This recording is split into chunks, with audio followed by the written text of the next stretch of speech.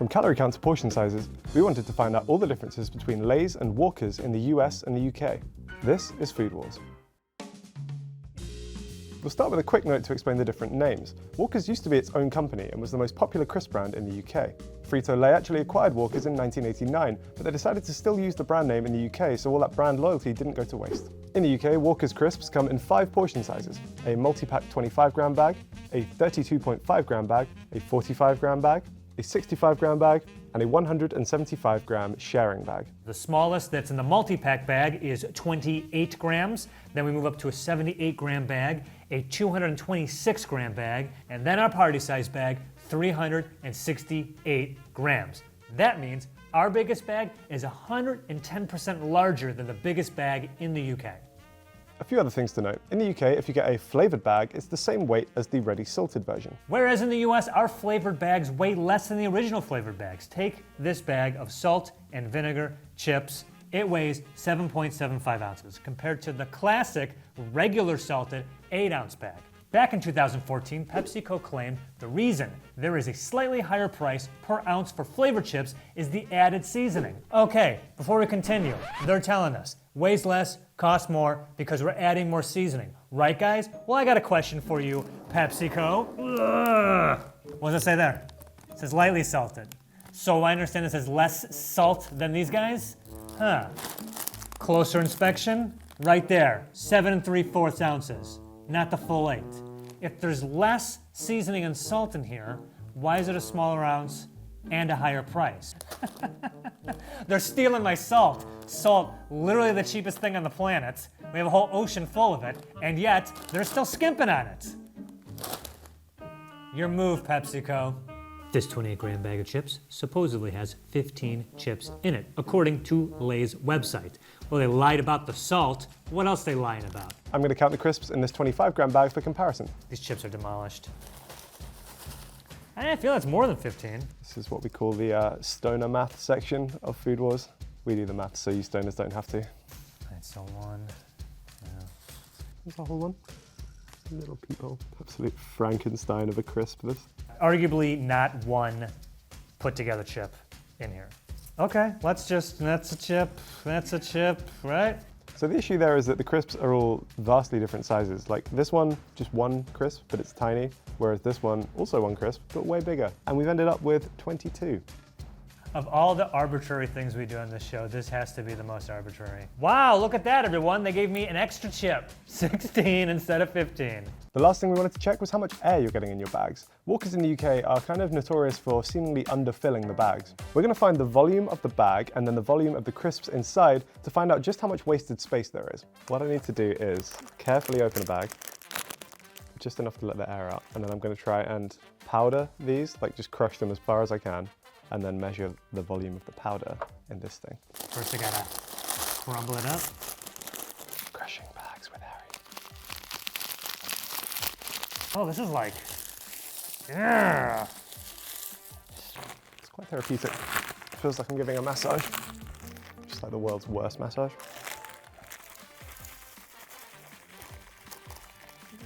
I need something to like kind of tamp it down, you know, because the air's stuck in there. So I'll just use, oh, I don't know, this pair of nunchucks.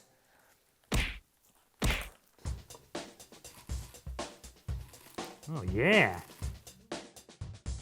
Now step 2 is going to be to find the volume of the bag itself. So we're going to fill the bag with water to try and find the volume. Oh gosh, oh, a tiny bit more. Perfect. Okay. But now I have to get it in there without spilling it everywhere. 3, 2, 1, go. Okay. Oh, that is perfect. Look at that. That went pretty well. We didn't spill water everywhere. Oh my God, it's like right to the top there. That's crazy how that worked. Okay. Buki and Wumi are making a triumphant return. Go and watch the Oreos episode if you haven't already. Some of that. And then measure the rest. Y'all brought number 2. Oh God, can you see like the bits of stuff floating on in there? So according to my trusted friend percentagecalculator.net, around 90% of a 25-gram Walker's bag is wasted space. I don't know what the math is I'm supposed to be figuring out, I forgot. But whoever's editing this, take all those numbers, and this is the conclusion. Now, that air is actually there for a reason. It's nitrogen gas, which helps preserve the chips and also acts as a cushion to stop them getting smashed in transit. I mean, imagine what it'd be like if it didn't have all that air in there. So as much air as there is in there, it's actually vitally important. If anything, they should put more air in these things, because these things, they turn into dust. Into dust. Here are all the Walker's products from the UK that you won't find in the US. And here's everything you can only get in the US and not in the UK. I am losing my mind, let's go! Now we're going to start with a couple of linguistic/stylistic differences rather than anything else. For example, in the UK, we call our classic Walkers ready salted as opposed to original. I believe this is a reference to the very old days of crisps, where what you would actually get is just like a bag of plain crisp, and then you would have to add your own salt. These ones are ready salted. You don't have to add any salt, it's already on there. One stylistic difference that's worth pointing out is that in the UK, our salt and vinegar chips are green. I will say Walker's is like kind of the only brand that does that. And then we're on to some actual exclusive flavors. We'll start with this one, which is cheese and onion. Now, Americans don't have cheese and onion, which might shock a few Brits because it's one of the most popular flavors here. Instead, they have, I think, like cheddar and sour cream and onion. It just ruins your breath. Your breath smells so bad after these. How did I get so lucky? I love chips, I love different flavors, I love trying new varieties, and I hate paying for it. So, this is perfect for me. I'm gonna start with a flavor that I never even heard of, cheddar jalapeno. Oh my God. I like the kick on these. It reminds me of the cheddar and sour cream, which I can't believe you guys don't have. This flavor took over about 20 years ago. And I don't know why it's so good, but it is good. Love this flavor. If I had to rank them though, I'll put the jalapeno above that one, the cheddar and sour cream. Sour cream and I don't even gotta open these. Sour cream and onion, classic flavor. I mean, barbecue in America is amazing. I mean, this is just a classic flavor. Oh man, fantastic. But how does that compare to Sweet Southern Heat barbecue? Southern Heat. Oh yeah, I put these above these. Then we got honey barbecue. How sweet is this one gonna be? You got greedy with the sweetness. Ooh, chili lime. Yeah, dude, I've never had these before. Chilies and limes. Yeah, chilies and limes. Fantastic combination. Ooh, I don't know how I feel about these. It's like I wasn't into them before, but now I kind of can't stop eating them. Another iconic British flavor that's also exclusive is prawn cocktail. Brits became really obsessed with prawn cocktail in like the 70s, I think it was. It just became like the sort of trendy thing to serve at dinner parties. I'm not mad about that because it is a really tasty one. It just kind of tastes like tomato-y because it would usually serve with like a tomato mayo Worcester sauce combination. Next, we've got a personal favorite of mine, which is Marmite crisps. God, I love Marmite. Marmite is fantastic. The slogan was you either love it or you hate it. And that does still ring true, I think, for most people. I'm firmly in the love it camp. Bit of tang from the amount of salt that's in there. Fantastic crisp. Harry was nice enough to send me some of his UK exclusives, which I'm gonna look at right now. Where do I wanna start? I guess I'll start, oh no. Marmite? I don't get why people love Marmites. Ah! I mean, it tastes exactly like ass. I hear millennials like that, so maybe that's a selling point for it. They'd actually be like, tastes like ass, because the kids are into that these days, but I am not. Then we have a couple of meaty options, which I'm surprised you guys don't have in the States. We kind of love combining crisps and meat, as it seems, starting with these roast chicken crisps. Another meaty option is these, which is smoky bacon. Then we have these ones, which are tomato ketchup flavored Walkers. In my opinion, prawn cocktail does ketchup better than ketchup does ketchup. And then for the last of our standard crisp flavors, we have pickled onion. Pickled onion's another thing that's kind of iconic to British culture in the same way that maybe prawn cocktail or Marmite are, just because it's quite traditional to find a big jar of pickled onions or pickled eggs in pubs, and you'd have one of those as like a bar snack while you're drinking your pint. The complaint I often have against like pickles and pickled onions is that they're not tangy enough, and these are very tangy, so good job, Walkers. Puckering pickled onion. What does that mean? Puckering? Like I'm being kissed by a pickled onion? Yo, these suck.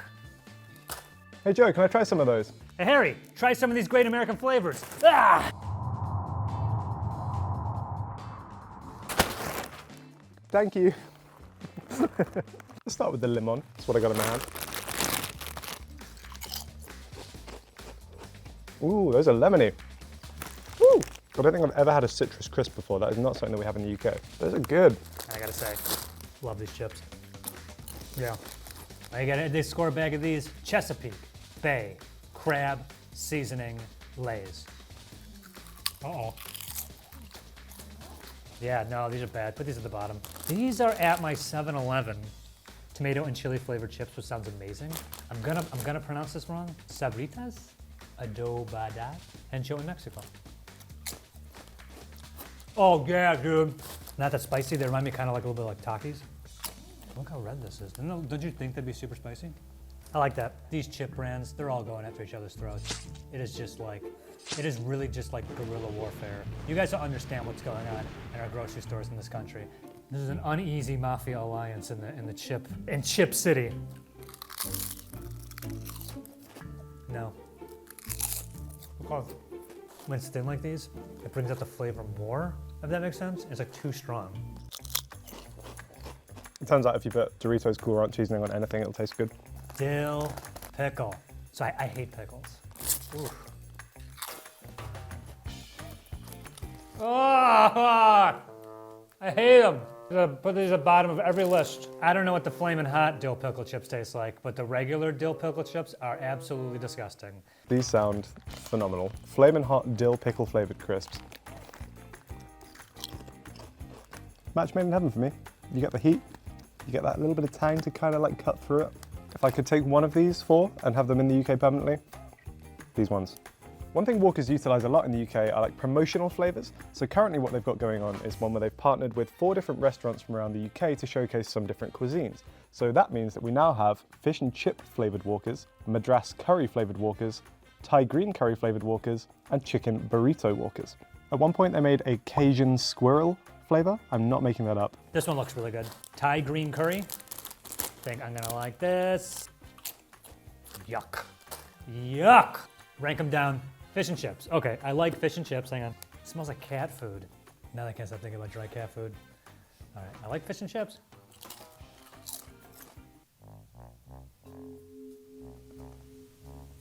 This is the worst one. I might throw up. Crown it. This is the worst chip I've ever eaten, the worst chip I've ever reviewed, and this might be the worst thing I've ever tasted. Like, I feel like I'm on a prank show. We farted in a bag, gotcha, like, oh, you know, like. In the UK, Walkers has a range of baked crisps, which I guess are marketed as kind of like a healthier option. These come in 4 flavours: salt and vinegar, cheese and onion, sour cream and onion, prawn cocktail. We also have baked potato chip options, and one baked flavor you can get here, can't get in the UK, is the barbecue baked. Besides the baked, there are also these other healthier options for Lay's potato chips fans. It's known as the Better For You range of potato chips, and you can't get them in the UK, you can get them here in the US, including these, the before mentioned lightly salted chips. Besides these, you can get lightly salted barbecue, wavy lightly salted, simple sea salt thick cut, and simple barbecue thick cut. If you like crunchy chips, Lay's also has you covered. They have their kettle cooked series. Here's 4 of the flavors that I could find. Original, Flamin' Hot. You guys want me to open these? These are so red. These win the reddest chip award. Look how red these are. Ah, like my eyes. Ah! I like the flavor of these, but they're not very hot. Oh wait, yeah, they are. Oh yeah. Oh man, but kettle cooked jalapeno. I think this whole kettle chip thing was just a ruse to go after Miss Vicky's. Yep. They're like really similar, and I love those Miss Vicky chips. Sea salt and vinegar, sea salt and cracked pepper. Other kettle cooked flavors I could not get my hands on include the mesquite barbecue, the Maui onion, oh I would have loved those, and of course the reduced fat original. Sorry. I'll start with this one, which is Max Punchy Paprika. Now, I'm surprised you guys don't have more paprika flavored crisps in the US because it's a really good flavor. I like how they have a not actual size warning on this bag, just in case you thought that one crisp was the size of your head as well. Next up, we've got Sizzlin' Flame Grilled Steak Max Crisps. Now, these ones I'm interested by. These are Max Crisps and they are Double Crunch KFC Zinger flavor. I think in the UK we have like a sort of hot chicken sandwich at KFC called a Zinger Burger. And supposedly these are flavored like that. Little Guy Fieri flames on the chip there. Yeah, pretty good. See, the flavor is not very strong, but they're not kidding on the double crunch. This is like, I'm a man, I want to take my crunch into the max. Blah. Like, this is If the Zinger crisps somehow weren't enough KFC for you, then we also just have a kind of standard KFC Max crisp as well. The next one we have is this Fiercely Flamin' Hot flavor. Then we've got a few Max Strong crisps, which I think are Walker's attempt to market to quite a specific demographic, which is mostly male, a little bit older, and kind of like the blokey, laddie types. And it says like perfect with beer underneath. Like, putting the marketing to one side for a second, they come in 3 flavors, which are hot chicken wings, fiery peri peri, and jalapeno and cheese. Then our final 3 Max flavors are these 3, which are loaded cheddar and onion, bold barbecue ribs, and XXL chicken and chorizo flavored. You can also get Lay's Wavy Chips, which is their shameless ripoff of Ruffles. And with Wavies, they come in flavors of reduced fat original, which I think are these. I brought the ranch, hickory barbecue, salt and pepper, and lightly salted. And one that I think is limited because it says in the bag, look what I found. I didn't even think Harry knows I got these. Carnitas Street Tacos Wavies. Hell yes. Whoa, smells good. Oh, it smells real good actually. Uh-oh, you're not that good. Trying to get flavored carnitas and onion and cilantro and lime all on a chip is very difficult. Good effort, guys, good attempt, but I mean... Next up, we've got Sensations, which is Walker's range of slightly more upmarket crisps. They come with this very sleek black packaging. They have the kind of like slightly fancier flavor descriptions. So the classic Sensations come in 4 flavors, which are as follows. Got this one, which is hickory smoked cheddar and bacon. This one, which is roasted chicken and thyme, personal favorite of mine. And we've got this one, which is balsamic vinegar and caramelized onion. And a firm crowd favorite on the end here, which is Thai sweet chili Sensations. And then finally, Sensations also offer these lime and coriander chutney poppadoms. Also in the US, you get something called Stacks, which is this. It's not so much, I don't think, unique flavors, it's just a different chip vessel. Clearly, Lay's is going after Pringles. I mean, they're all going after each other, these chip brands, man. They are cutthroat. Let's find out how good of a job the Stacks do protecting their chips. Did that really do that good of a job protecting these chips? Most of them are broken. Ooh, buffalo wings with ranch. All right, extra flaming hot, Yuli. Ready to turn it up? Surely you jest. These are not spicy at all. Whoa, major letdown. That's extra flaming hot, and this is Flamus Extreme. But different colors, and it's worded differently. Jesus Christ. If you saw this color in the wild, you're in trouble. Turn around and run. Spicy chili limon. It's like, how do we make our chips worse on your palate and worse for the environment? Ta-da, Stacks were born. Avoid. Other flavors I was not able to get my hands on by time of filming this. Bacon and cheddar potato skins, mesquite barbecue, and Flamus.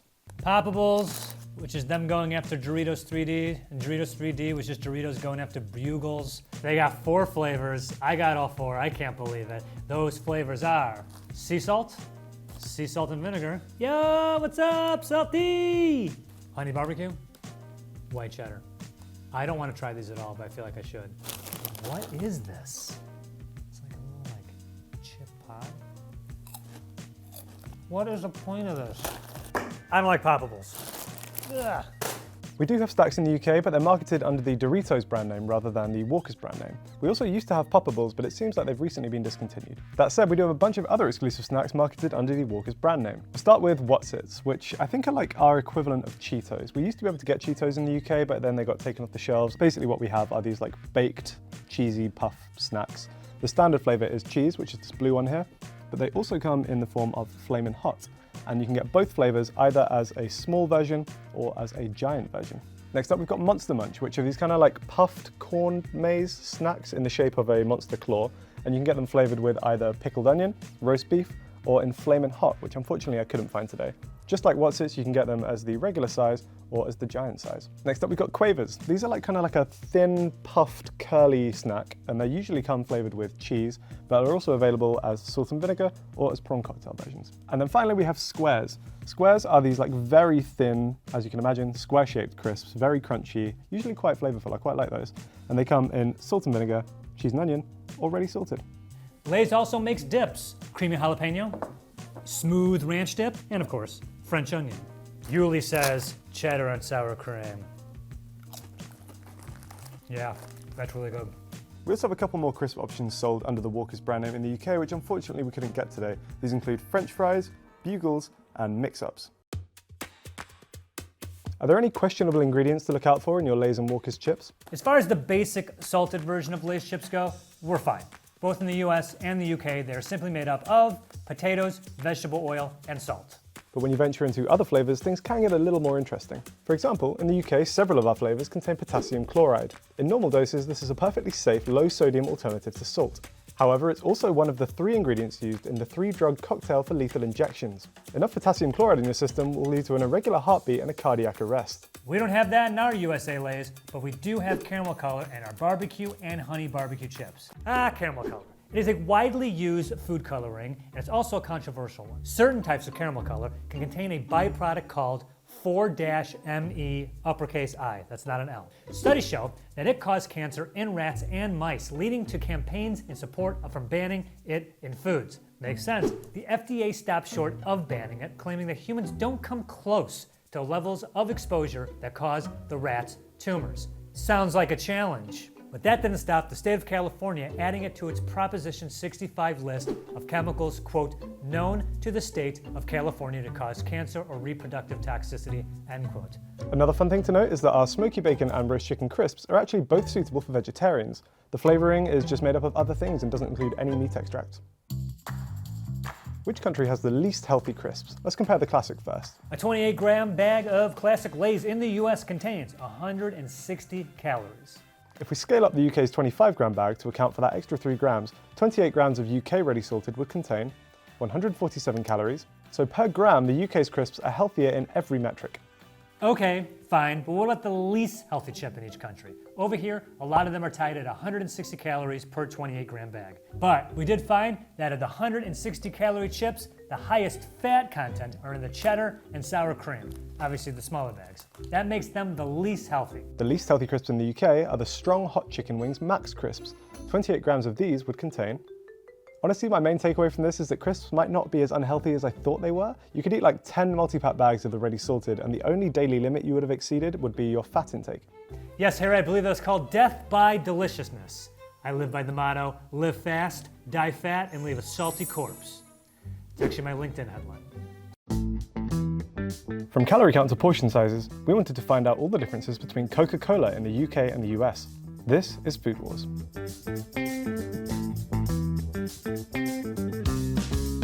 In the UK, regular Coke comes in 8 portion sizes, starting with this mini can, which is 150 millilitres. Then we have 3 options, which all include 250 millilitres of Coke.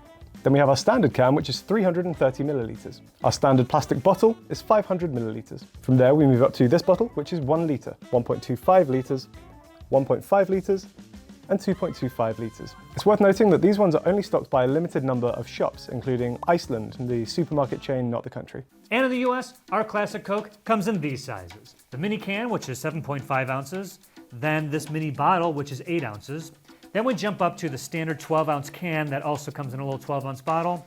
From there, we got this guy, which is the 16.9 fluid ounces, aka 500 milliliters. Then we have a 20-ounce bottle. And finally, our biggest, the 2-liter, which is also 67.6 ounces. Now that means, as far as Coca-Cola Classic is concerned, the UK's largest size is actually 12.5% larger than that in the US. There is a reason why we're specifying regular Coke here. The UK government brought in a sugar tax, which raised the price of sugary drinks in an effort to reduce people's sugar consumption. Instead of raising the prices of some of their drinks, what Coca-Cola did was just to make the sugary versions of their drinks a little bit smaller. For example, how the normal largest size of regular Coke is 1.5 litres, whereas the largest size of Coke Zero is 2 litres. Whereas here in the US, we don't have a specific sugar tax, so we can get our bottles of Classic Coke and Diet Coke in the same size and for the same price. As a consequence of the UK sugar rules, it actually means that the 2.25 regular Coke isn't our largest bottle size.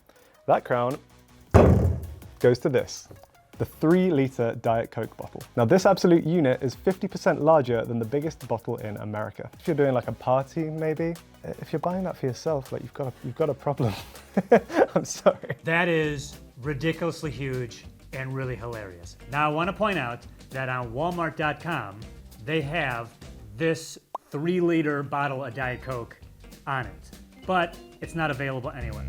So my assumption is at one point in the United States, there was 3-liter bottles available. But if Walmart doesn't have it, I'm assuming it isn't anywhere. That being said, in terms of multi-pack options, the US still comes out on top. Our single largest multi-pack is the 35-pack of 12-ounce cans. Let's get a picture of that on the screen. I ordered it online, and here's what they sent me. 24-pack and 9 loose cans. Now, correct me if I'm wrong, but what's 24 plus 9? It ain't 35. And when I emailed the place that I bought it from, they said, oh, sorry, you're missing 2 cans, so we'll just refund you the 2 cans. And I'm like, no, I don't want the 2 cans. I want the 35-pack, because that's what I'm doing for this video. And they just sent me $2 back, so thank you for that. Anyway, so then I go, nuts of this, I'm going to walmart.com, give me the 35-pack, buy, enter. And then they sent me 3 12-packs, which is more than 35 cans, so I guess technically they're being generous, but once again, it's not that I need 35 cans of soda, I need the 35 can pack for this video specifically. There's a 35 can pack somewhere in America, and everyone's just sending me roughly 35 cans of soda. Thank you for that. Our largest single item is this. This is a 24-pack of 330 milliliter cans, which comes to a total of 7.92 liters. Here is everything that's in regular Coke, carbonated water, sugar, high fructose corn syrup, color, caramel color, E150D, phosphoric acid, and natural flavorings, including caffeine.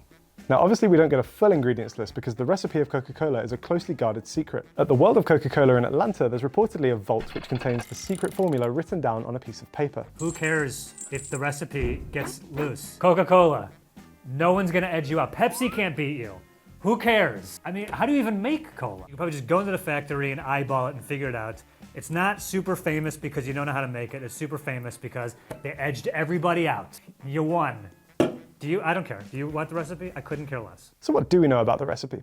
Well, there is one obvious difference, and that's the use of high fructose corn syrup in the US versus the use of sugar in the UK. Corn syrup is everywhere in American food. It's cheaper for manufacturers to use because the government gives subsidies to corn farmers, keeping the corn supply high and the prices low. Should you be worried about consuming high fructose corn syrup? The short answer is not really. Some studies have suggested that the negative effects of sugar tend to come from fructose rather than from glucose. But the high fructose in high fructose corn syrup only relates to its fructose content in relation to other corn syrups. It actually still has less fructose than table sugar or than honey. The main difference it causes might be the taste. You've heard Americans talk about Mexican Coke. You can find it in most Mexican restaurants and in some grocery stores next to the regular Coke in the glass bottle. Mexican Coke is made with cane sugar. Our regular Coke is made with high fructose corn syrup. People tend to like the Mexican Coke more because it has a sweeter, sugary taste. So right now, to compare and contrast, I'm gonna do a blind taste test of both American Coke and Mexican Coke. Hang on. And Harry was nice enough to send me a United Kingdom Coke. I've also got some British Coke, some Mexican Coke, and some American Coke. I'm now going to blindfold myself and let our camera operator Sarah pour the Cokes out for me. I'm blindfolded, I don't know which one's which. I'm going to try them one after the other and try and figure out which one's which. I'm going to start on the right.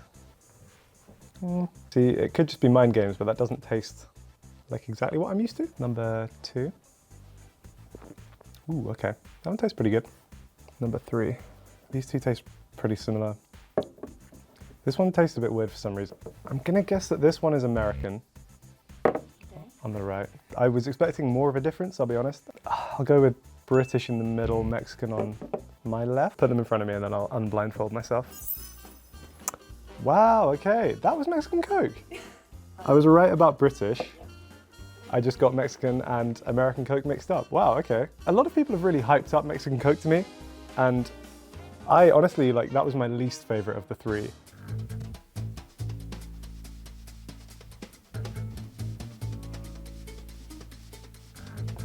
It is exactly the same. So I'm gonna go UK, Mexico, USA. Wow, really? I'm so great at pointless things! Any other ingredients to look out for? Well, one of them might be caramel color. As we know, certain classes of caramel color have a byproduct which has been linked to causing cancer. Unfortunately, the caramel E150D that Coke in the UK uses is one of these classes. We reached out to Coca-Cola here in the US to see if that was the case because the type is not specified on the label. They told us that it is in fact the same E150D caramel color in the States. But what about Diet Coke? It still contains caramel colour, but instead of using sugar and corn syrup to sweeten it, in the US it's sweetened with aspartame, and in the UK it's sweetened with aspartame as well as acesulfame K. The good news is that both the EU and the FDA say that acesulfame K is safe for consumption. In terms of the difference with Coke Zero, in the US, our Coke Zero uses ACE K as well as aspartame. Rumors have existed for years claiming that aspartame causes cancer, but it turns out that that is likely to be false. The claims originated from some Italian researchers way back in 2005. I feel like I heard about that in the 80s, but okay. People were quick to call their methods and results into question. The FDA says the use of aspartame as a general sweetener is safe. While the European Food Safety Authority says studies do not suggest an increased risk associated with aspartame consumption for leukemia, brain tumours, or a variety of cancers. There's a cool side effect for Coke using these artificial sweeteners you might not know about. Because they're so much more sweet than sugar per pound, there's a tiny amount of them dissolved in your Diet Coke compared to the amount of sugar that's in a classic Coke. That means a can of Coke is denser than that of a Diet Coke. So when you put said Coke in water, to the bottom, Diet Coke floats.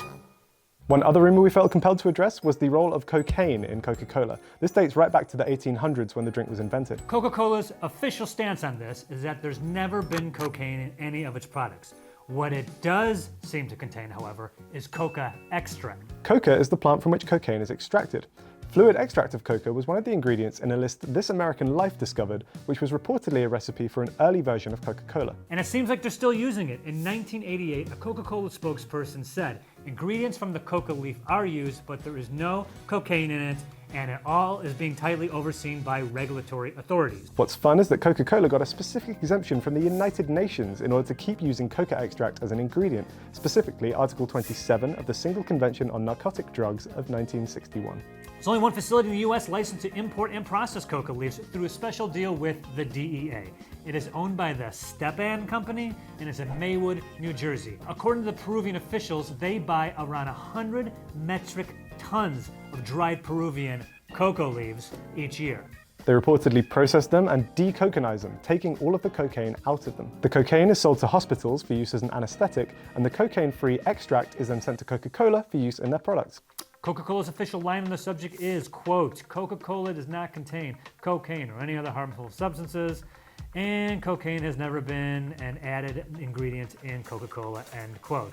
But it's fair to say that cocaine and coca extract are not the same thing, so the latter might in fact be one of their not-so-secret ingredients. Here are all the Coca-Cola products in the UK that you won't find in the US. And here's all the Coca-Cola items you'll find in the US that you cannot find in the UK. Want to start with two exclusive flavors you can get in the US you can't get in the UK? And these two right here, cherry vanilla and orange vanilla.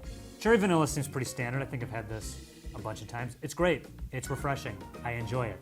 We can't get cherry vanilla in the UK, but we can get cherry and we can get vanilla, so I guess I can make my own. Oh God. Ah!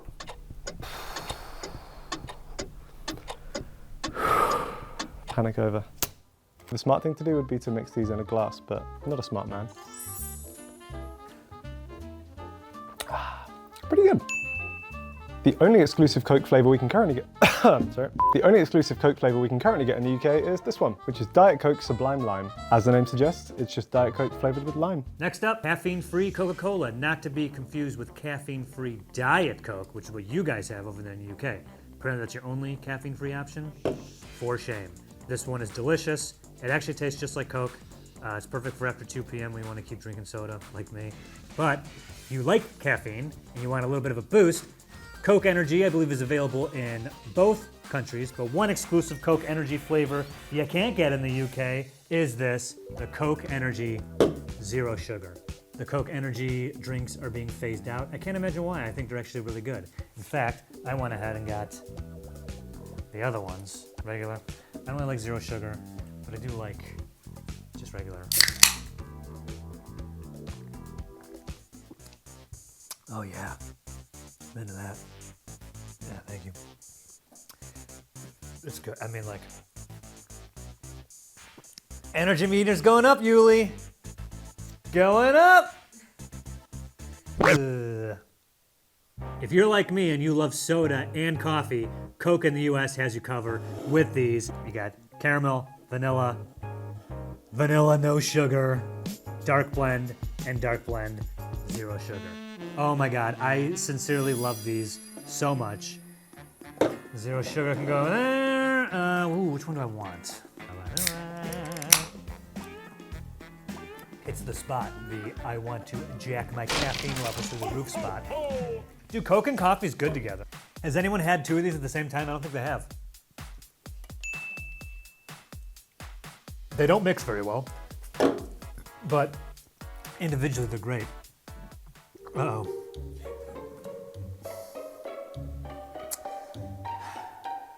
I might have overdone it. We don't have Coke coffees in the UK. However, Coca-Cola owns Costa Coffee, which is a coffee chain in the UK, and they produce canned coffees. So I guess, again, I can try and make my own.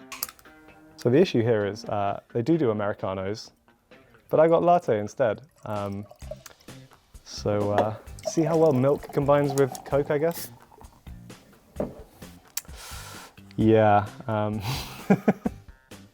regretting quite a lot of things right now, namely all the life choices that led me to this point. Cheers.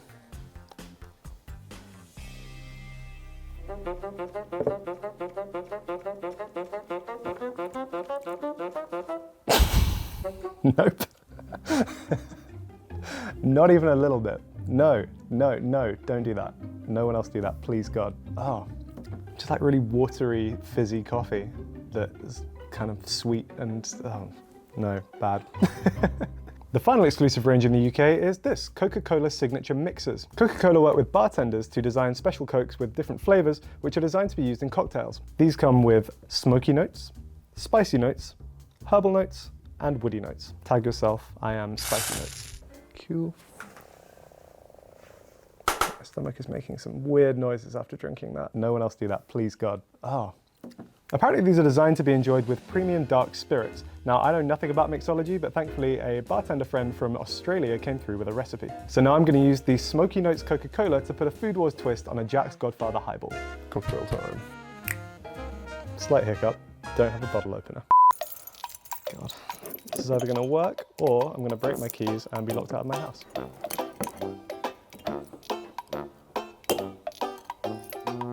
Improvisation / alcoholism.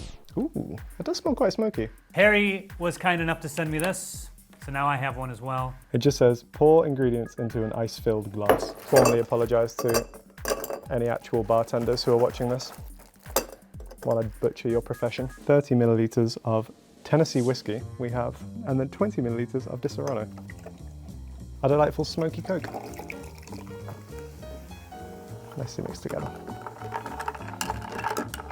And there you have it. Thanks to Coke, we put our own spin on a Jack's Godfather highball. Cheers. Ooh, that's delicious. Yeah, I'm not gonna make that drink because I don't have all that stuff, so I'm gonna go ahead and make a Joe highball. First, get yourself the biggest glass available. Step 2, no ice. Find yourself some whiskey.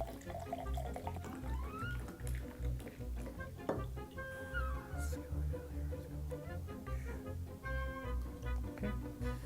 Cheers, my man. Oh man, what is in this? If I was to do it again, I'd use less of this. It's iced tea, guys. I'm not gonna drink whiskey this early in the morning. You know what it tastes like? Flat Coke. Oh man, I'm getting a headache though. Last but not least, in the US, you have the option to order customized Coke bottles. Check out the one I made. Joe and Harry.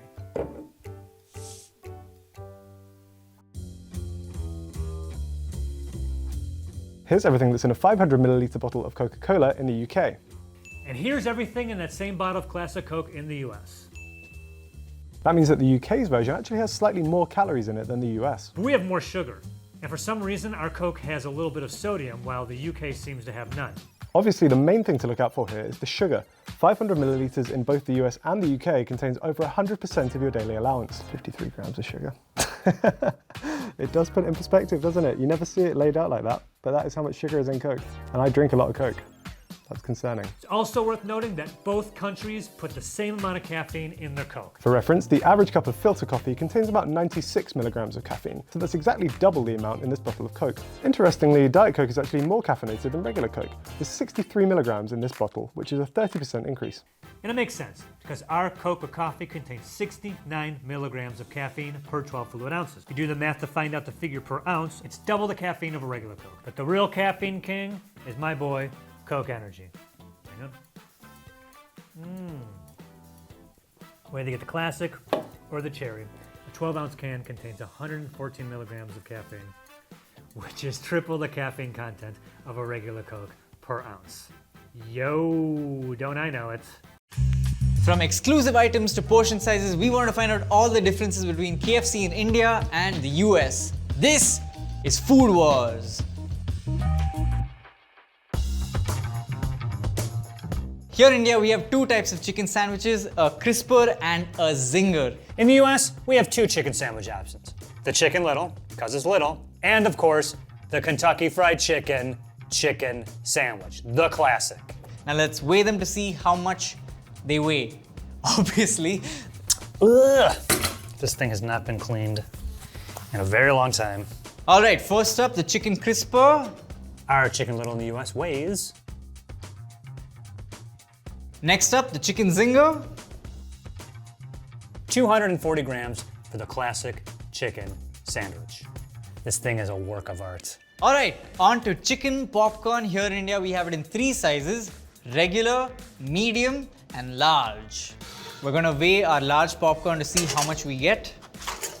I actually really love chicken popcorn.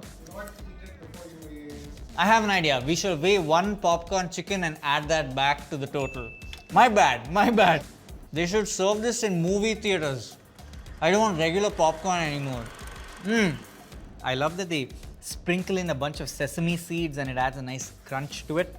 What? Sesame seeds? We don't have that. All right, you guys are lucky. That sounds really nice. We only have one size according to the website and the KFC I went to, and that is this.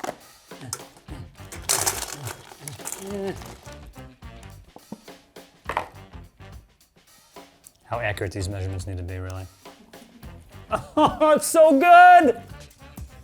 Unfortunately, here in India, we do not have mashed potatoes, but that would be pretty awesome. We do have fries. We're big fans of them, and they come in two sizes, medium and large. And in the US, we also have two sizes of fries at KFC, the individual for an individual and the large, also for an individual. Let us now measure the large to see how much you get. 140 grams.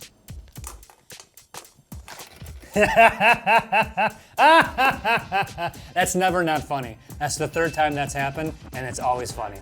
Look at that block of fries. Our largest fry is more than double their largest fry. Here's our individual.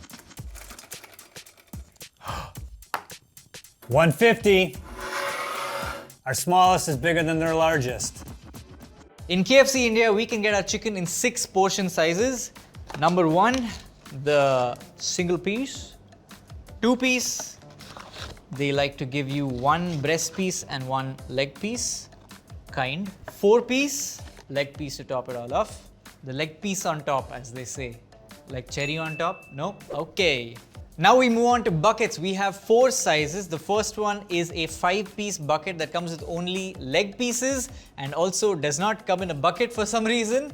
Why, KFC? I want a bucket. Next up, we have a 6-piece bucket, an 8-piece bucket, and the largest one of them all, a 10-piece leg bucket. Woo! That's a lot of chicken. In the US, our KFC chicken comes in 7 portion sizes. 1, which you can get a la carte, 2-piece with a combo, 3-piece with a combo, 4-piece with a combo. Then buckets. Does that work? Okay. We have an 8-piece. Yeah, 8 pieces. The 12-piece. And our largest bucket, the 16-piece. Ready, Yuli.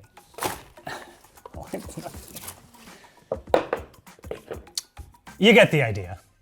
Next up, you're gonna need a drink to wash all that chicken down. Here in India, we don't serve cups, we just serve cans.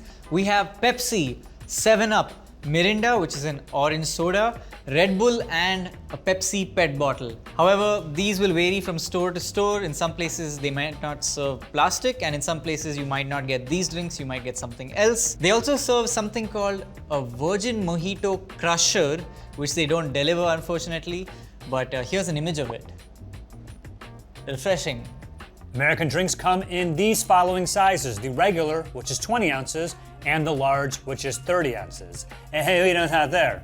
If you want, you can also get half a gallon bag of your favorite drink of choice. Look at this thing.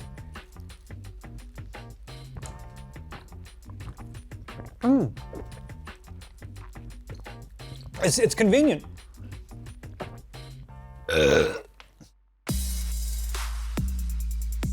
Here is everything you'll find on the menu at KFC India that you won't get in the US. Here's everything you can find at a KFC in the US you won't find in India. Take a look, India. Take a good look. Okay, let's start with chicken. In India, apart from the crispy chicken, we also get smoky red chicken. Oof. Wow. I believe this is KFC's answer to tandoori chicken. If you guys don't know what a tandoor is, it's basically a cylindrical oven that they light up using wood fire or charcoal, and it adds a really smoky flavor to the meats or breads that you cook inside of it. I doubt KFCs across the country have an actual tandoor, but the flavoring definitely smells like that. The marinade looks like that. Oh my god, that's actually pretty good. You know what, KFC? Pretty good job.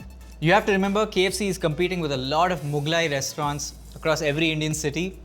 And while this doesn't have as much of that smoky char that a lot of tandoori kebabs have, it has a lot of flavor and the chicken is quite juicy.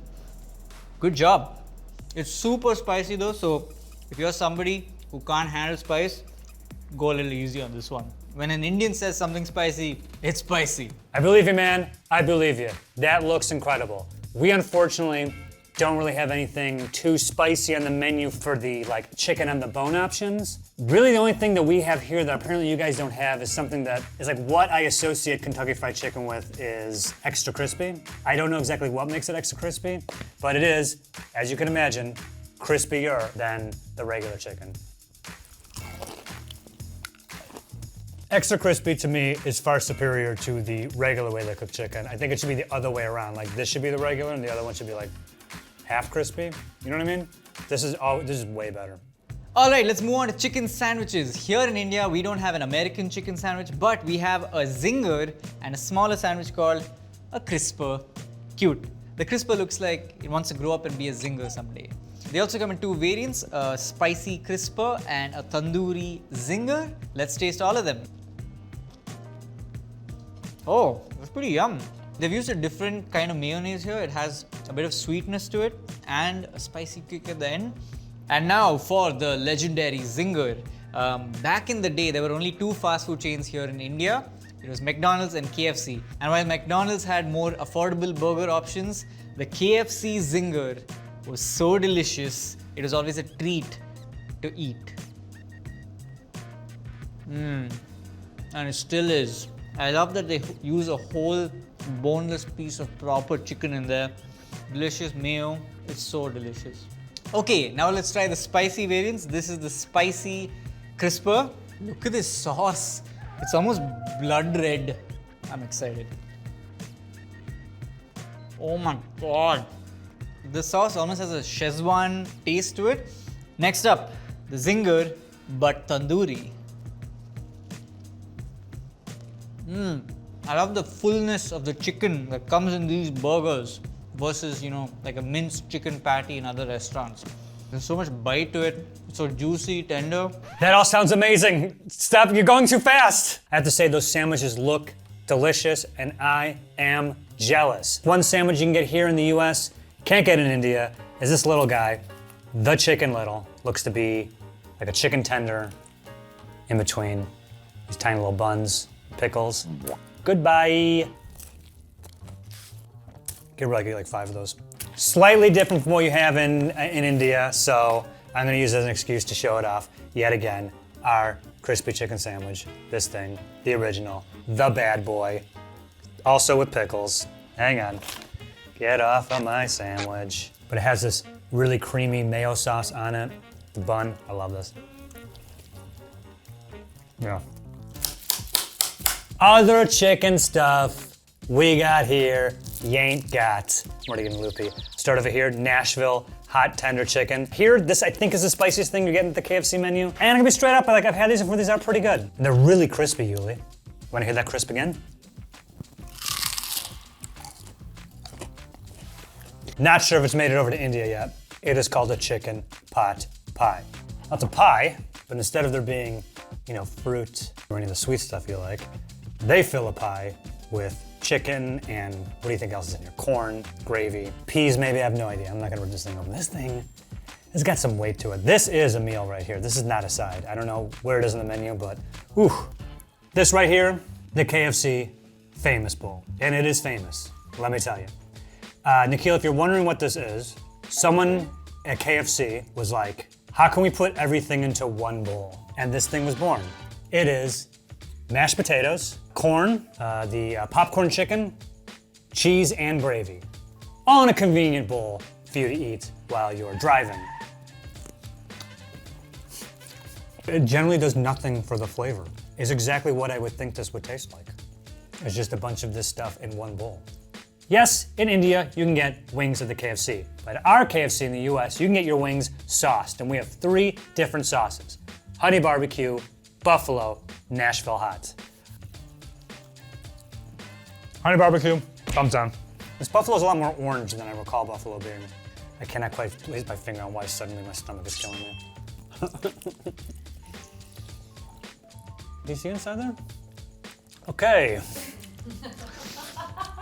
On to the next wing. Bring on that food poisoning, baby. Yeah, all these are bad. All right, moving away from chicken, India's KFC actually has vegetarian alternatives for all our burgers. There is a vegetarian crisper, a vegetarian spicy crisper, and a vegetarian zinger. Now, while India has a majority population of non-vegetarians, around 70%, there is a huge vegetarian population, which is why a lot of fast food restaurants have to make sure they have a lot of vegetarian options on their menu to make it more approachable and acceptable for all people over here. There's also levels to vegetarianism over here. There are, I will eat egg but not chicken vegetarians. There are, I will eat fish but not lamb vegetarians. There are, I will eat the curry but not the pieces vegetarians. There are, I am vegetarian only on Tuesdays vegetarians. There are, I have made a promise to God for this 1 month vegetarians. There are, I am vegetarian so you will all be vegetarians. They're the weird ones and we try not to talk about them. Which is why KFC in India brands itself as just KFC. There's no Kentucky Fried Chicken anywhere here because obviously I'm not going to go to a place that's named that if I'm one of these many types of vegetarians. One iconic dish that you'll find on the KFC India menu is biryani.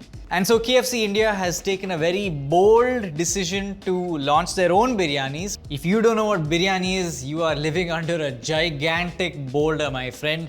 Hey, guess I live under a boulder because I unfortunately am not familiar with biryani, but I would love to know more about it.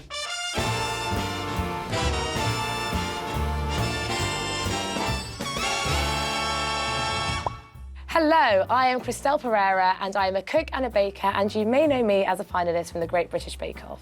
This is biryani.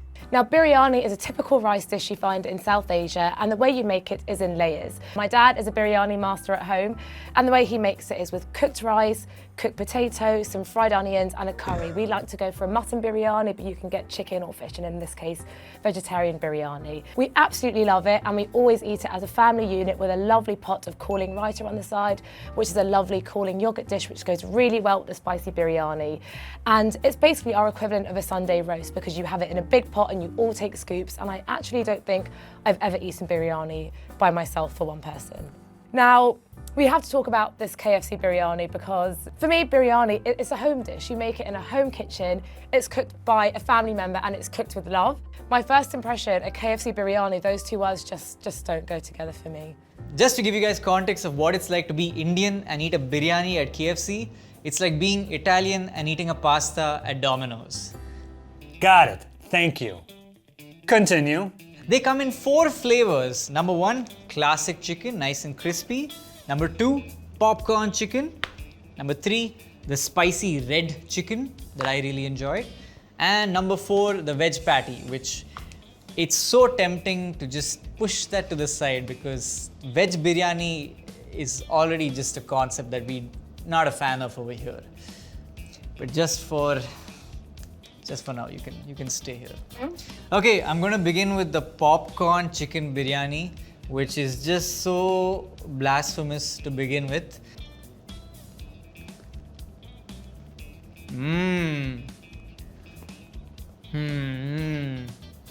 It's not a biryani.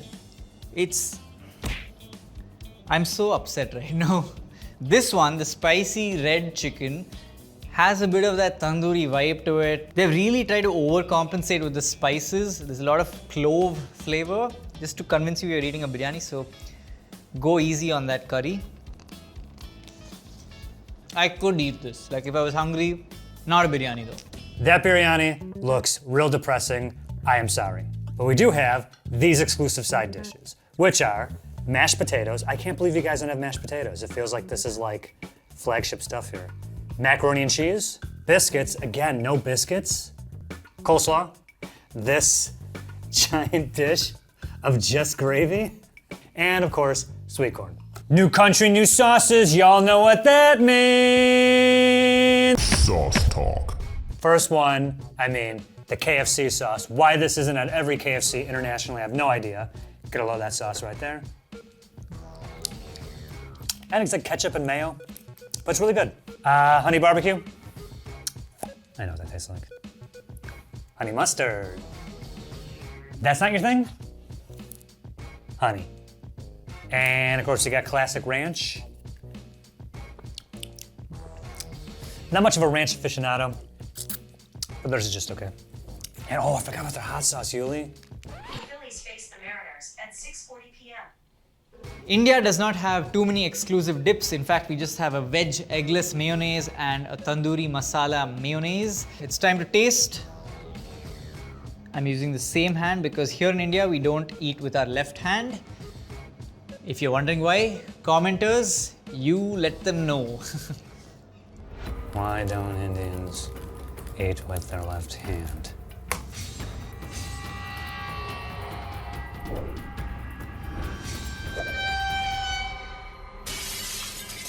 Well, it's just mayonnaise, so good job on that. Mayonnaise again, with a little bit of a sweet but also spicy kick to it. I wish we had more options, especially considering there are so many different delicious chicken options. I'd love to be able to dip my tenders in more sauces. That is a weird sentence. For those of you with a sweet tooth, we have 2 exclusive dessert options. Chocolate chip cookie, and this chocolate chip cake. How good does this look? Here in India, we have 2 exclusive desserts, a choco mud pie and a coffee mousse cake. Ooh boy. Just look at this cross section, my friend. Next up, coffee mousse cake.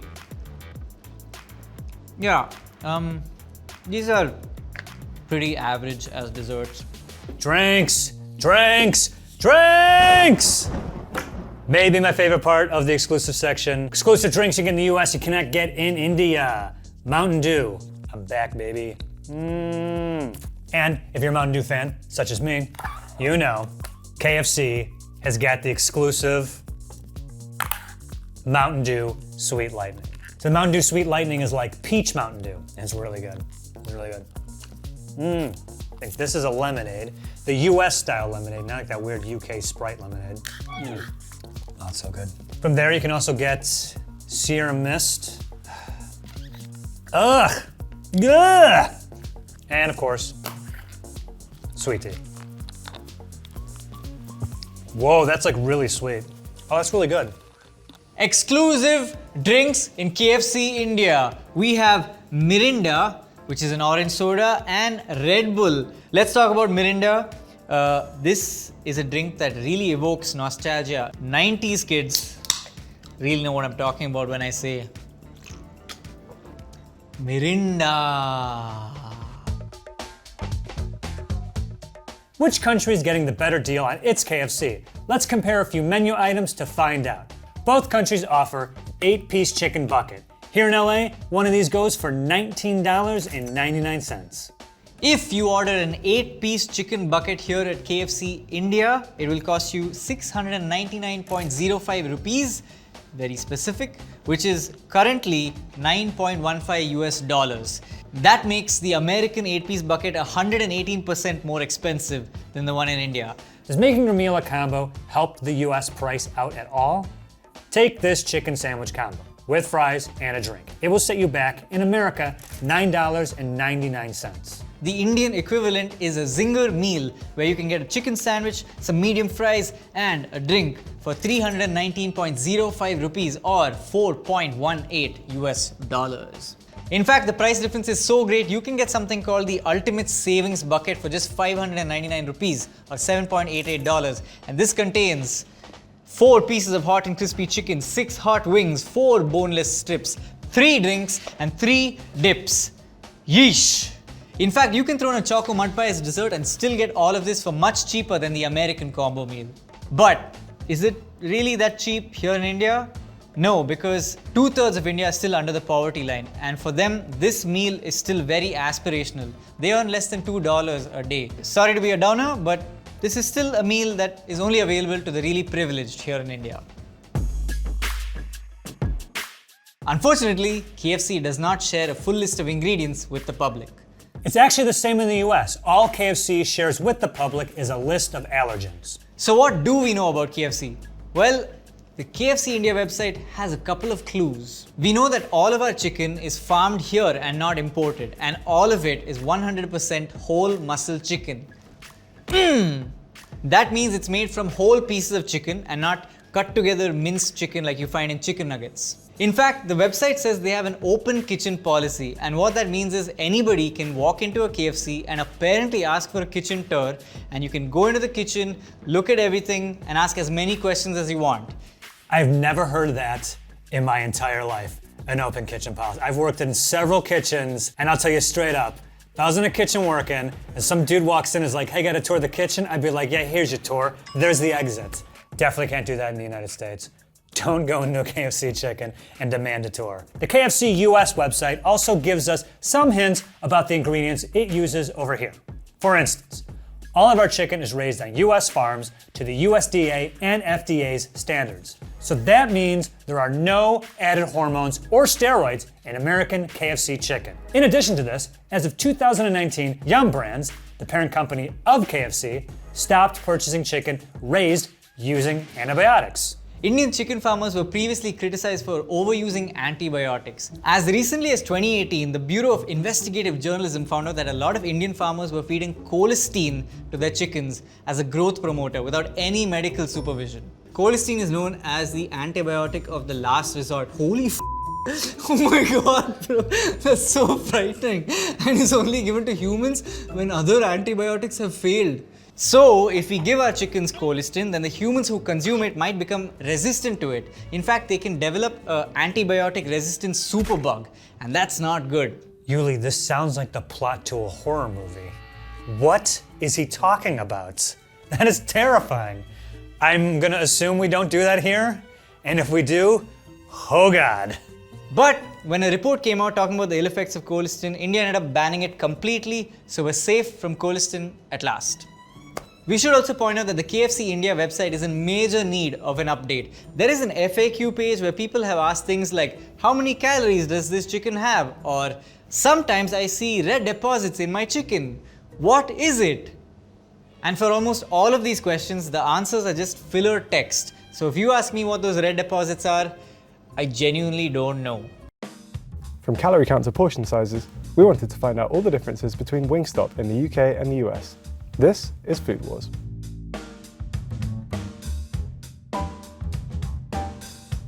In the UK, we can get wing portions in 4 sizes.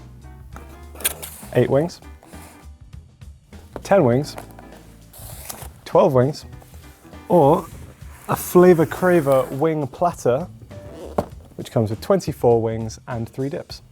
US Wingstop, you can get your wings in 10, 15, 20, 30. Hang on. And 30. Not enough, you say? I agree. Wingstop also does wings in orders of 50, 75,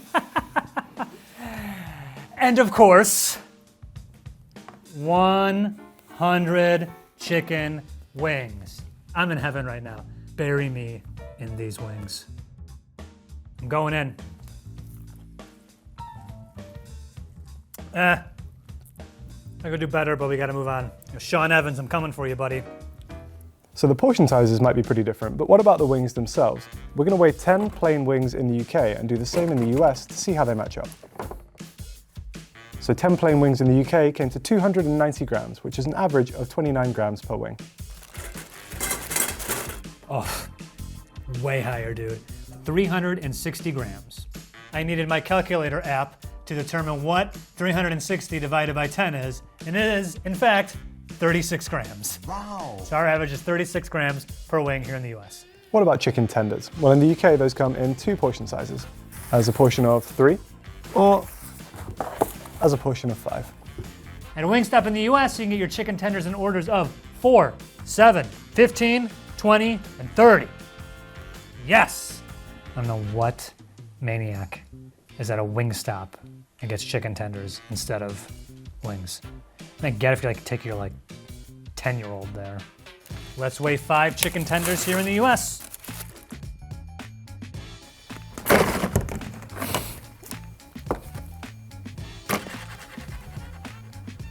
So 5 plain tenders in the UK weighs 230 grams.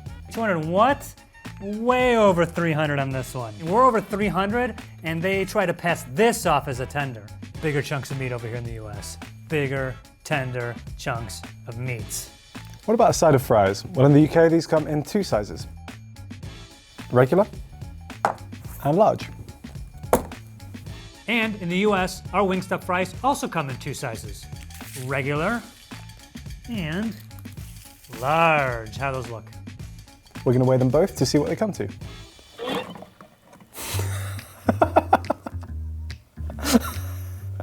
That's not a good look for fries. How do I get this back in?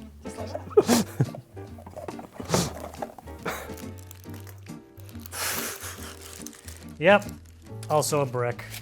Also a brick. And the large portion came to 255 grams. Our regular is bigger than your large, UK. Okay.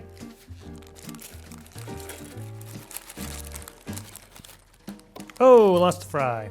400 grams. Fountain drinks in the UK come in 1 size. It's 22 ounces, but unfortunately we weren't able to get one today. Wingstop in the US, you can get fountain drinks in 2 sizes. 20 ounce and 32 ounce.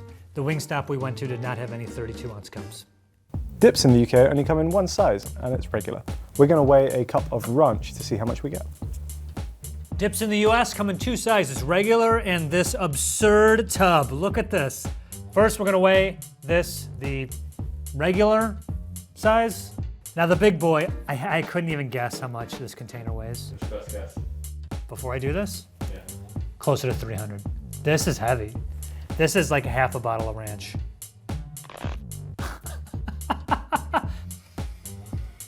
Bro, it is 440 grams of ranch. So fun fact about me, I've never actually had ranch before. This is not a common dressing in the UK. It's just not really on menus. We prefer like a garlic mayonnaise or a ketchup. So I'm about to try my first ever ranch. See how it goes.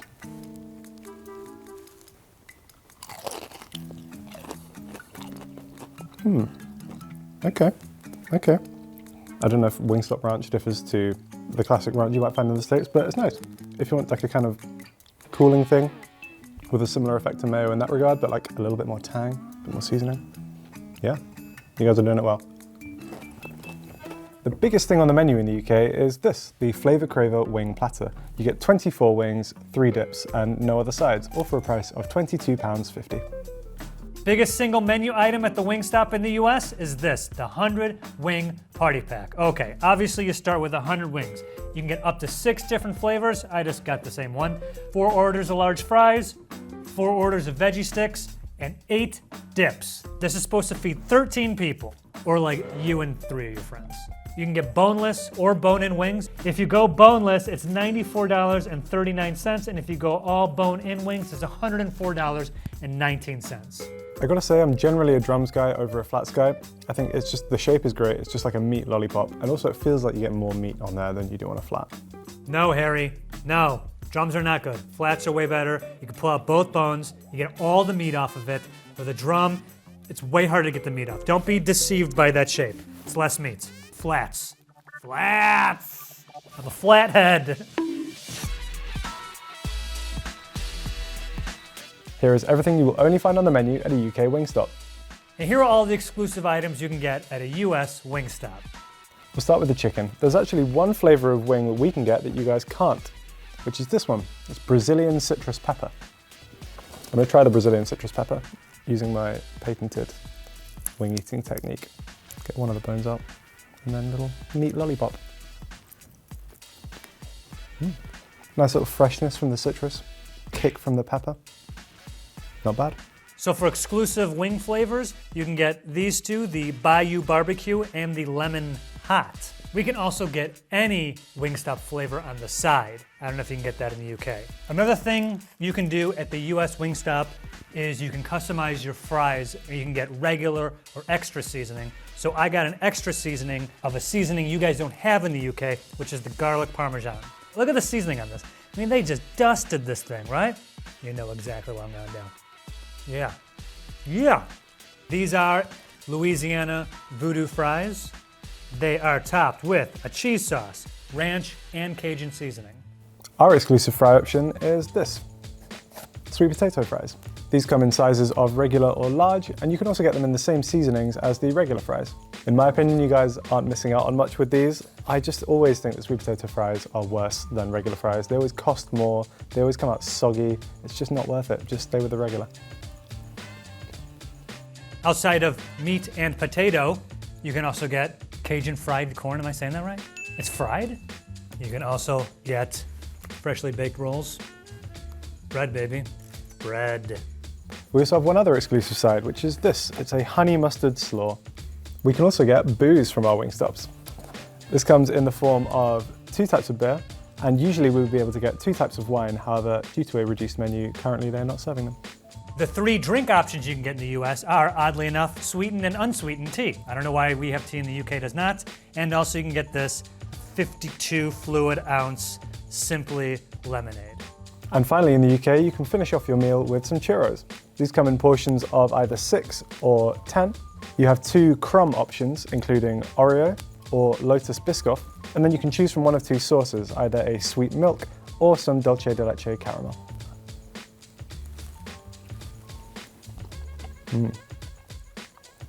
Delicious. What about desserts? Here's one you get in the US and not in the UK at a Wingstop, the triple chocolate chunk brownie. Did I say that in the right order? Fantastic. I'm now going to do something really stupid, which is attempt to eat the hottest wing on the Wingstop menu, which is the Atomic Wing.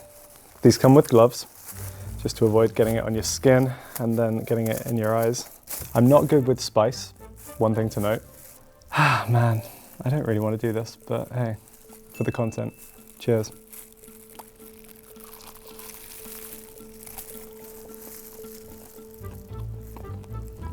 Yep, that's immediate. Oh, man. Deep breaths, Harry, deep breaths. If Harry's doing it, I'm doing it too. This is the hottest? I'm not a tough guy with the heat. This is not that hot.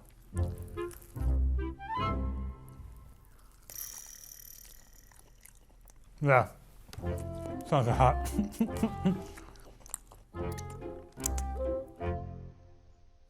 Yeah, I'm starting to feel it. Ah. Oh, my tongue's kind of starting to hurt. What's what they do on the on Hot Ones when? Yeah. Unfortunately, Wingstop doesn't disclose any of its nutritional information in the UK. They do disclose the nutritional information in the US, however, and there are some pretty interesting takeaways. Okay, let's start with this, the classic meal for one, an 8-piece combo. I got 4 hot wings, 4 lemon pepper, regular fry, dip, regular Coke. This meal contains a total of 1,595 calories, along with a lot of your daily fat and sodium allowance. Interestingly, if you get the same meal but boneless wings instead, the calories go up to 1,711, roughly a 7% increase. Even more interestingly, the sodium in the meal rockets up to 5,258 milligrams, which is 228% of your daily allowance. So it looks like boneless wings are way saltier than bone-in wings, but they do contain slightly less fat. What's the most calorific wing at Wingstop in the US? That would be the boneless garlic parmesan wing, which clocks in at 112 calories for just one. The saltiest wing on the menu is the boneless original hot wing. Now it's less calorific than the garlic parmesan, but just 5 of these is your entire daily sodium allowance. The tenders at Wingstop are, as you might expect, more calorific than the wings. The most calorific flavor in the US? Garlic parmesan. Where have I heard that before?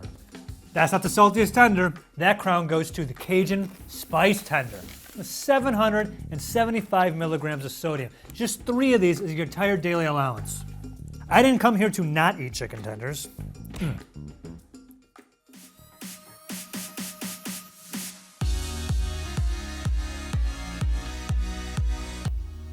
What about the dips? Well, the least healthy dip on the menu is this. It's honey mustard. Just a regular portion of this in the US contains 367 calories, 33 grams of fat, 5 grams of saturated fat, 682 milligrams of sodium, and a slightly alarming 17 grams of sugar. As for the rest of the menu, you really want to watch out for the fries. The most calorific single menu item on a Wingstop menu is a large portion of the Louisiana Voodoo fries. This serving alone is 910 calories, which is almost half of your daily allowance. If you're looking to cut down on sodium, you might want to avoid the Buffalo Ranch fries. They're slightly less calorific than the Louisiana Voodoo fries, however they contain 2,880 milligrams of sodium. That's 125% of your entire daily allowance.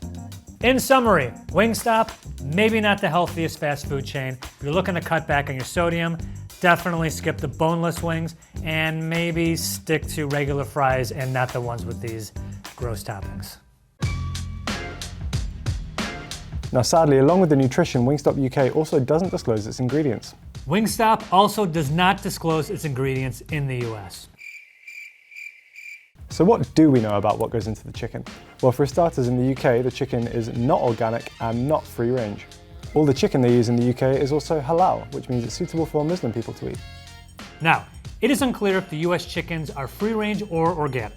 All Wingstop say that they expect their chicken supplier to conform with USDA, FDA, state, and local regulations. However, they do not specify a grading, so for all we know, it could be grade C chicken, which can be misshapen, poorly fleshed, and, Jesus, and with no limit on the size, number of areas, or intensity of discolorations and flesh bruises. Wow, I wish I knew that a few minutes ago.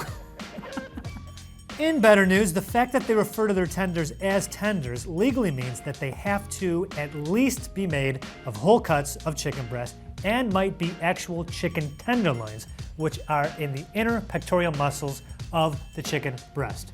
And that's pretty much all we can glean from the information that's publicly available. Why are you so sneaky, Wingstop? Is it because you know we'll eat it regardless? Correct. From calorie count to portion sizes, we wanted to find out all the differences between McDonald's in India and the US. This is Food Wars. Drinks in McDonald's India come in 3 sizes: regular, medium, and large. Drinks at the McDonald's in the US, 4 sizes: extra small, small, medium, and large. Time to keep them honest. Lost a couple drops, 26, 27 fluid ounces. Woo.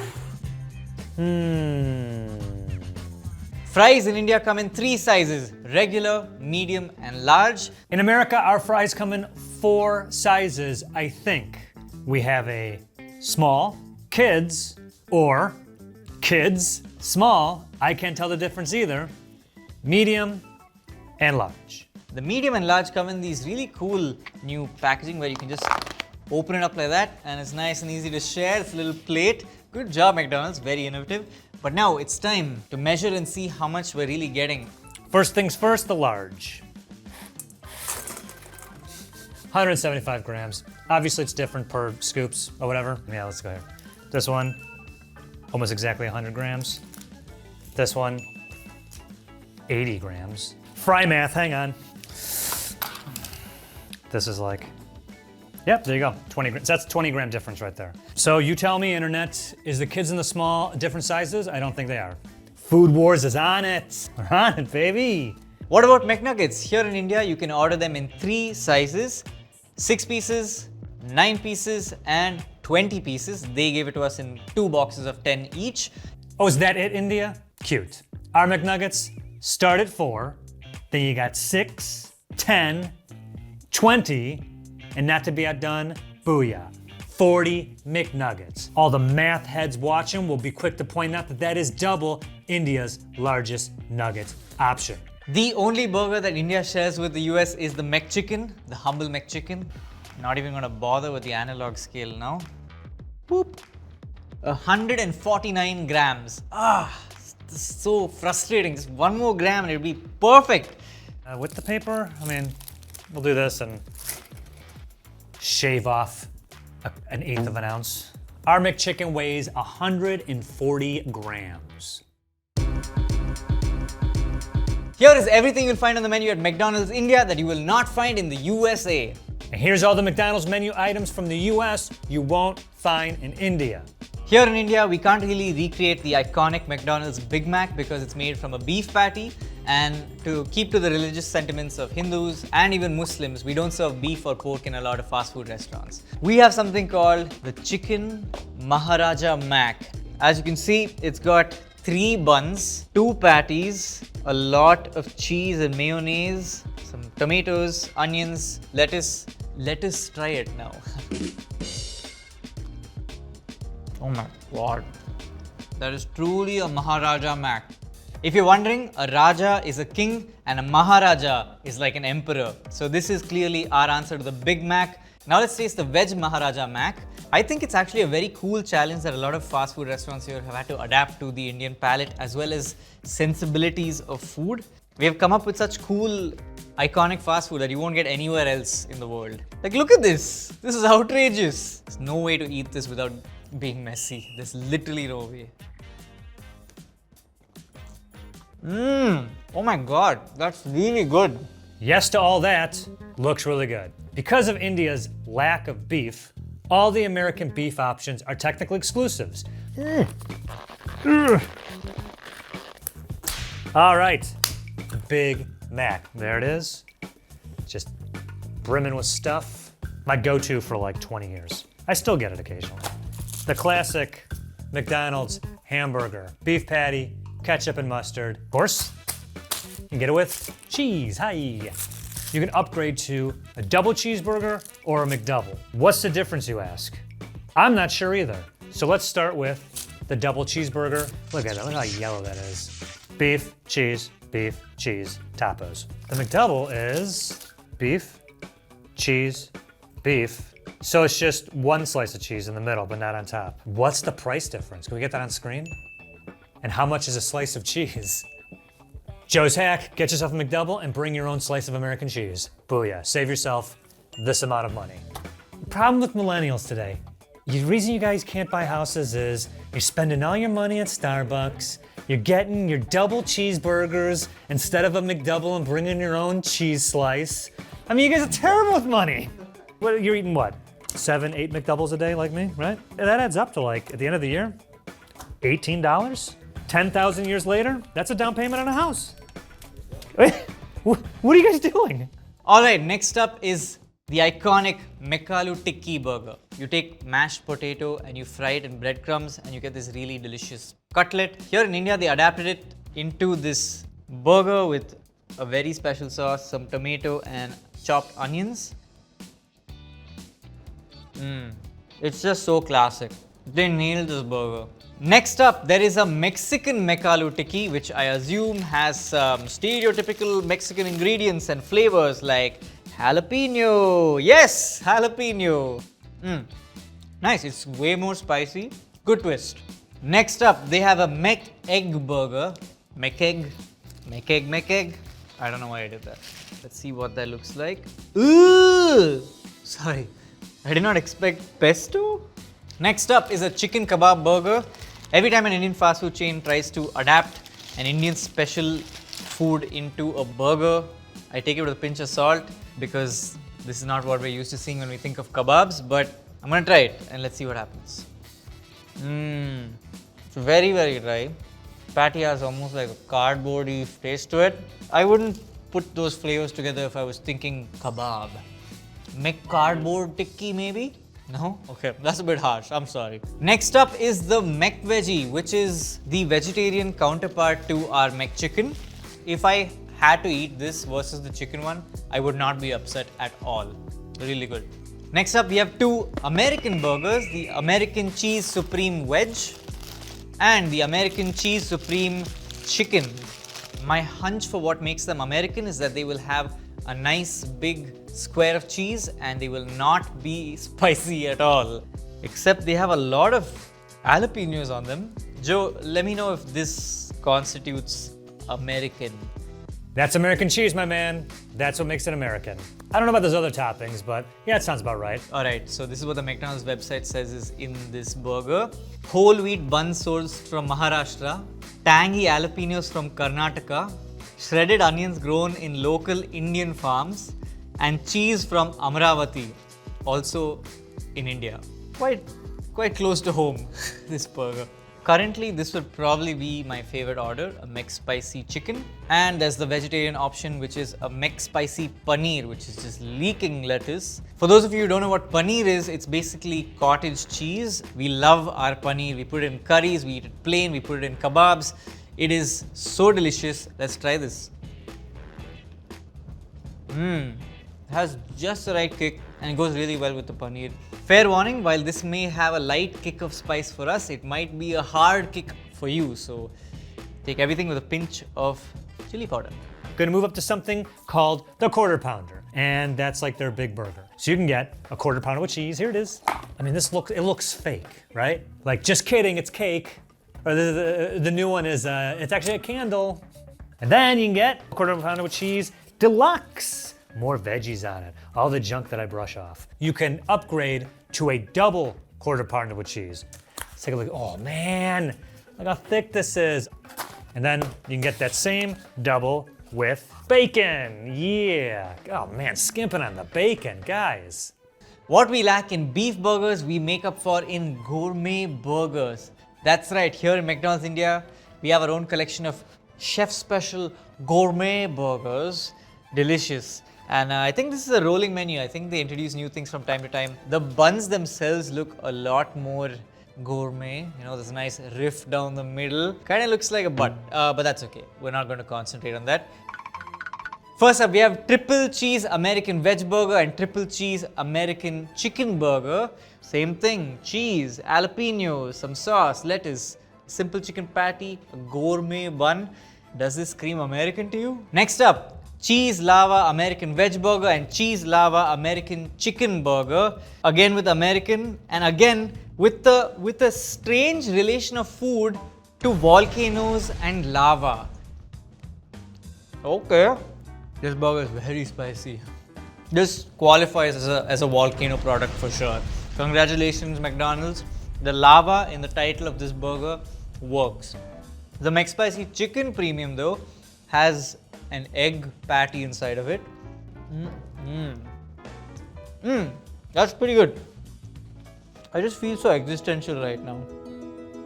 Imagine sitting here at this table and just tasting every single burger on a McDonald's menu. Amazing. But also shit. We also have some exclusive wrap options. We have Big Spicy Paneer and Big Spicy Chicken. I think this is the same McSpicy chicken patty. And it's wrapped around a tortilla, which is actually way closer to an Indian chapati than most other fast food restaurants. It doesn't feel as synthetic. Our McDonald's in the US had wraps for a brief period of time. One day they were gone, nobody noticed. Yeah, you guys got some chicken stuff that we don't have, but we got a few of our own. More recently than you think, they finally introduced their chicken sandwich to an already crowded chicken sandwich market. And that is, of course, their crispy chicken sandwich. And this thing is fantastic. It's one of the best ones. They were late to the game and they kind of took it over, in my opinion. Now, what I like about it, it's simple. Look at this. You just got crispy chicken, pickles, that suck. It's baller, it tastes great. Like it a little spicy, India? It probably doesn't compare to what you guys are rocking in India, but you know, this one has a little nice heat to it. Pickles, sauce. Want to take it up a notch? Gotta go deluxe. The cool crispness of the vegetables just clash so well with the spicy sauce. It's good, it's good. Nikhil, say the word, and I'm putting one in the post for you tomorrow. So when it arrives in 3 weeks, you can throw it out. Now we're getting into exclusive side dishes. Here in India, we have these add-ons. Number 1, the veg pizza McPuff. This is one of the most delicious things we have here. It's basically a pizza hot pocket. Masala veggies. These are potato wedges with classic Indian masala flavor to them. Ooh boy! Masalas are basically what we use to spice and flavor dishes, and they consist primarily of ground up spices like cardamom, cloves, red chilies, Kashmiri chilies. You go to every Indian home, the mums, the grandmoms will have their own random, masala mix that they use and that's guarded and treasured in their family forever. Next up, we have cheesy masala veggies. They're also serving a classic cup of boiled corn, which is so unique, and they give you a side of Amul butter. Guys, Amul butter is part of our culture. Makhan. Makhan. This is probably going to be the most delicious bite of the day. I love corn. Next up, chicken strips. They come in packs of 2, 3 or 5. Cheesy nugget veg bites. Yeah, this is just a vegetarian version of the chicken nuggets, and it's got some corn, some tomato. It's okay. Next, we have the double cheese McMuffin. And lastly, we have Mexican cheesy fries. On the McDonald's India website, one British customer said that these Mexican cheesy fries are the real deal. I have no idea how a British person can say that Mexican cheesy fries are the real deal, but anytime a British person says that another culture's food is the real deal, it puts a little fear in our small Indian hearts. Yeah, those fries look like ass. And the next exclusive side that we have is apple slices. Cut them up, put them in a plastic bag. About to get saucy, that's right, ladies and gentlemen. Sauce Talk. Thank you. Spicy bolo. Not good. We got a tangy barbecue. Ooh. Much better. Honey mustard. Tastes like salad dressing. Sweet and sour. I would tie it with the tangy barbecue because it's so different, so we'll keep these guys same tier. Ranch, I don't know. America, we love our ranch. Ranch is just okay. That's right, I said it. Ranch is just okay. Oh, and all ranch tastes the same. Yeah. And finally, honey. How you like that? Honey's the best one. And all that money, all that energy, all that time, creating all these recipes, trying to sway the American mind, and you got beat by a bunch of bees. Power to the bees! We have one exclusive spice mix as well as one exclusive sauce here in India. We have chili sauce, which is pretty straightforward. It's chili sauce. But let me tell you about Piri Piri Spice Mix. So McDonald's launched this in 2013 here in India, and it was so popular, there were riots when they said they were going to discontinue it. And so now it's a permanent addition to the menu. First you get this shake bag, then you grab your fries, and then you just pour that in there. Oh.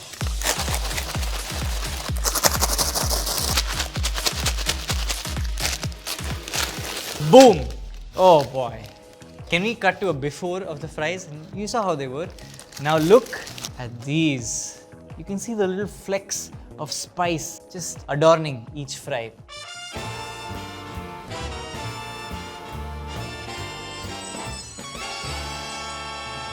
Hello, it's Christelle, and I know Nikhil has Peri Peri McDonald's chips, but in the UK, it is all about Nando's, cheeky Nando's. Let's talk about Peri Peri. Peri means pepper, and it's a blend of spices, so it's got things like paprika, ground bird's eye chili, a bit of oregano, a pinch of ginger and cardamom, but it's a Portuguese spice blend. It's funny because obviously Nikhil mentioned that the Peri Peri fries just blew off in India, and it makes sense because I'm from Goa, which is in the south of India. Goa was colonised by the Portuguese, and so I really think that Indians are accustomed to that Portuguese taste palette, which is why Peri Peri fries are doing so well in India. But enough of the talking, I want to dig into these fries because they look great.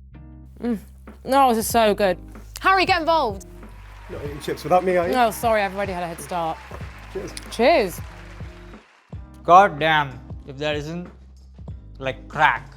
For the early risers, there's plenty of exclusive breakfast items at the US McDonald's. Sausage, biscuit with egg. Next one, sausage biscuit. I mean, they take the egg out, so it's just... This, of course, is bacon, egg, and cheese. Ladies and gentlemen, we've reached the point of the breakfast where we get into the McGriddles. I love McGriddles. What's a McGriddle, you ask, India? Fantastic question. McDonald's had this genius idea to replace the breakfast sandwiches they already had with pancakes. And they also inject syrup into it somehow, but it is a breakfast sandwich with pancakes for buns, and it's the best idea anyone's ever had anywhere ever. Look at this, look at this, look at this. They got a little M in there. This is a mini pancake. I know I'm wearing the gloves, but this one's mine. We have a veg McMuffin and a sausage McMuffin. The sausage here in India is not made out of pork like it is in the US. Instead, it's made out of simple chicken. Speaking of sausage, you can get breakfast burrito. Bro, I could put 5 of these away easy. Easy. You're like a total drag and you want oatmeal in the morning. We have it. It's about as inspiring as you would think. Hotcakes and sausage. Of course, it comes with hot syrup. This here, the big breakfast with hotcakes. And it's big. A lot of eggs, kind of wimpy looking bacon. Got yourself 2 English muffins here. And of course, comes with hash brown. Potatoes, who doesn't love them?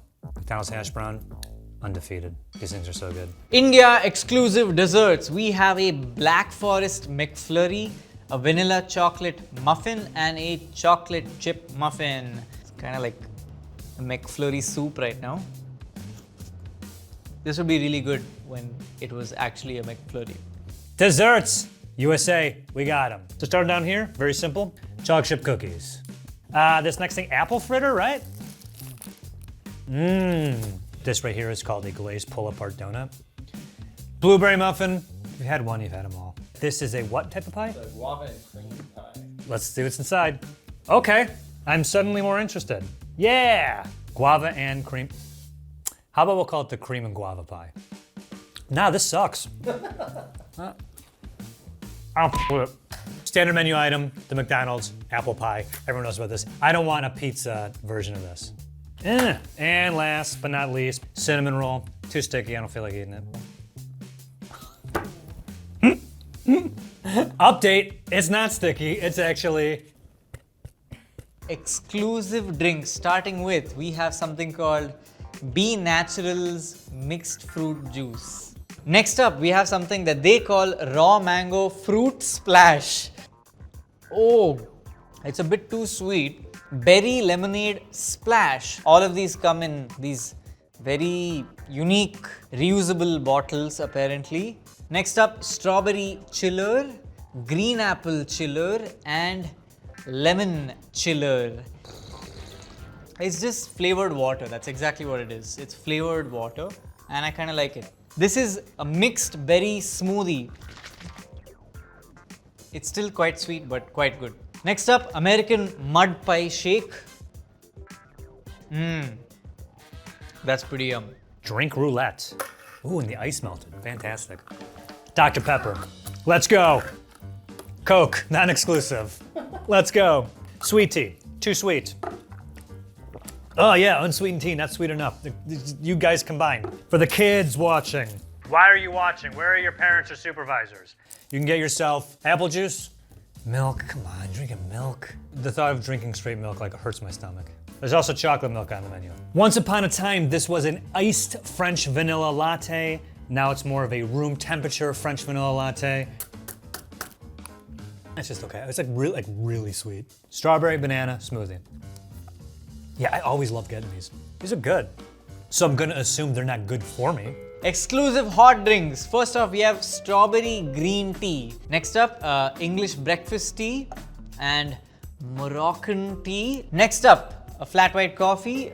India, a land where we run on chai, and McDonald's does not have a chai option. Caramel macchiato, cappuccino, caramel latte, a vanilla cappuccino. The V with the V does look like a U. McDonald's premium roast coffee. I'm gonna hang on to this one. In India, a chicken Maharaja Mac will cost you 231 rupees for just the sandwich. That's around 3.03 US dollars. We do not have the chicken Maharaja Mac, but we do have the Big Mac. And a Big Mac in the US costs $4.89. That is a 61% price increase. Now what if you turn this into a meal? A McSaver Maharaja Mac combo comes with regular fries and a regular drink and will cost you 356 rupees. That is 4.67 US dollars, still less than the price of the American sandwich on its own. But does the combo meal make a difference in the US? A medium Big Mac combo, so Big Mac, medium fries, medium drink, is $8.99. That's a 92% cost increase. Even worse than if you just bought the sandwich on its own. On the Indian McDonald's menu, you'll find a two-person meal which contains a chicken Maharaja Mac, a veg Maharaja Mac, large fries, 2 pizza McPuffs and a drink. All of this will cost you 681 rupees or 8.93 US dollars. So basically you're getting food for 2 people for the price of one person's meal in the US. However, while this seems a lot cheaper than the food in the US, it's still very expensive and aspirational to people over here. Your minimum wage per hour is equal to our daily minimum wage. And so, yeah, a lot of people can't really afford this kind of food. The English-speaking Indians that you see in a lot of YouTube videos on the internet aren't really a proper reflection of the majority of people that live in this country who still can't afford food like this. So I'm checking my privilege and we should all make sure we check ours. But let's play devil's advocate. McDonald's India has definitely included a lot more affordable options on their menu, and so they are more approachable to the average urban Indian than other fast food chains. Let's compare some items to see who has the least healthy McDonald's food. In the US, a McChicken contains 400 calories, 21 grams of fat, 39 grams of carbs, 5 of those are sugar, and 560 milligrams of sodium. How about the Indian McChicken? One of these contains 398 calories, 15 grams of total fat, 48 grams of carbs, 5 grams of which are sugars, 787 milligrams of sodium. So the Indian version has slightly fewer calories, way lesser fats, but much more carbs and sodium. What if we made that a combo meal? Well, a medium fry in the US contains the following: 320 calories, 15 grams of total fat, 43 grams of carbs, no sugar, and 260 milligrams of sodium. While a medium fries in India contains 340 calories, 17 grams of total fat, 41 grams of carbs, 0 grams of sugars, and 256 milligrams of sodium. And if we add the medium Coke, that is adding 210 calories, no fat, 56 grams of carbs, 56 of those are sugar, and 55 milligrams of sodium. Ooh, a nice salty Coke.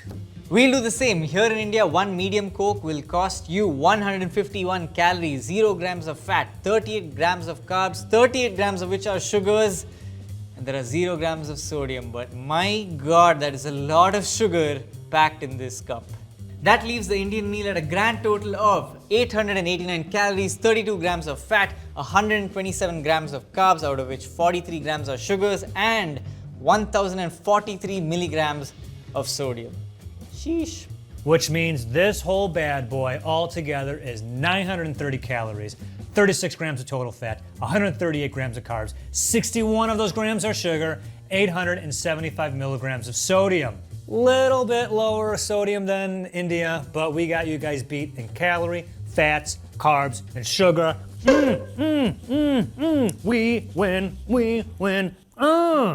Unfortunately for India, the combo stats are a little misleading, and the difference maker is the Coke, because the American meal has a larger portion. If you order the Coke Zero in both countries, the Indian meal will actually have a higher calorie count. McDonald's India does not share a full list of their ingredients, but there are some things we do know about their food. Like, did you know that McDonald's India actually changed Indian farming practices just so they could grow the kind of potato that they wanted? When they first launched in India in 1996, McDonald's promised the government that they would use products grown and sourced right here in India. But people who had eaten McDonald's abroad realized that the fries didn't taste quite the same. The reason for this is that Indian potatoes were too small, round, had way too much moisture and sugar content. And so the fries made out of them were not long enough, they didn't get crispy enough, and they didn't have that distinctive McDonald's oomph to them. So McDonald's partnered with McCain Foods and they spent 9 years trying to perfect their potato. They imported saplings which had the perfect shape and starch content that they needed. They also chose Gujarat as their farming location for its climate, and they switched from a flood irrigation to a sprinkler system to reduce moisture content and save water. The result? Bigger and more starchy potatoes that can be used to make the McDonald's fries that you know and love. McDonald's in the US mostly uses russet Burbank or Shepherdie potatoes. Potato me? So, these are big enough to have the distinctive long fry. Yeah, look how long this is. Wow. Known to be low moisture and low sugar content. This means they can remain crispy when fried and don't caramelize too fast, so you can get a nice, even browning. McDonald's in the US actually discloses all of its ingredients, so we can figure out a few other differences. In the US, for instance, our mayonnaise contains egg yolk, as does most American mayo. Thanks to the FAQ page on the McDonald's India website, we found out that the mayonnaise is eggless, along with all of the other sauces except for the tartar sauce. When people describe things as vegetarian here in India, they typically mean it doesn't contain egg. From calorie count to portion sizes, we wanted to find out all the differences between Subway in the UK and the US. This is Food Wars.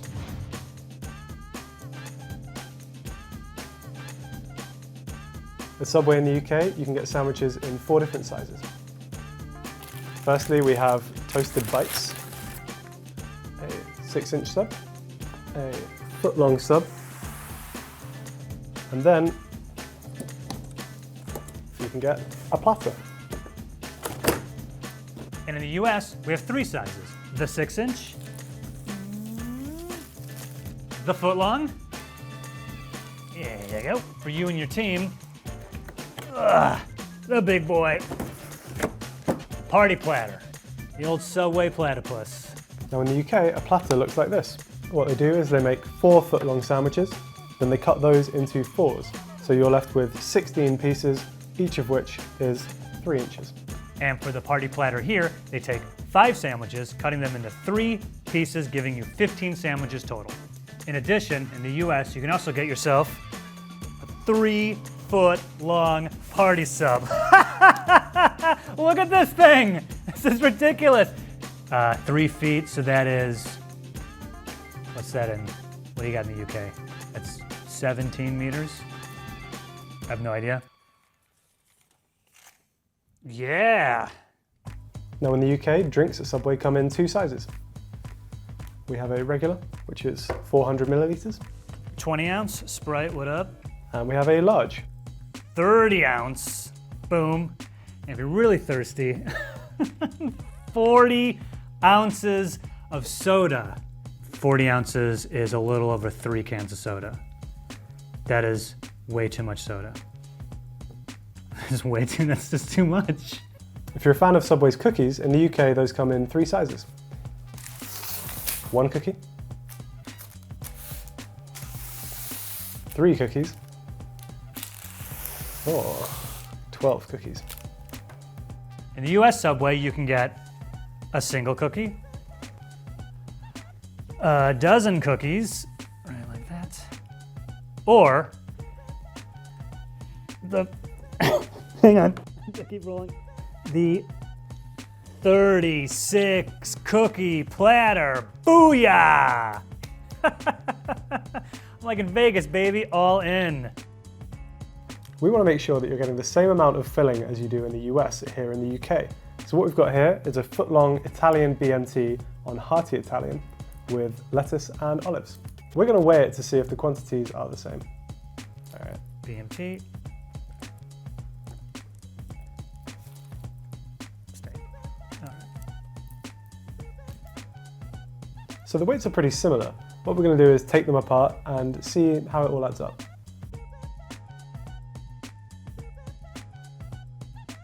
So when it comes to the amount of filling that you get in your subs, it looks like the UK and the US are actually pretty identical. So what about calories? We found out that the most popular sub at Subway is actually the turkey breast sub. So if you were to walk into a UK Subway and order a regular turkey breast sub and then make it a meal by including a regular drink and a cookie, you'd be looking at 621 calories. That same order in the US is 690 calories.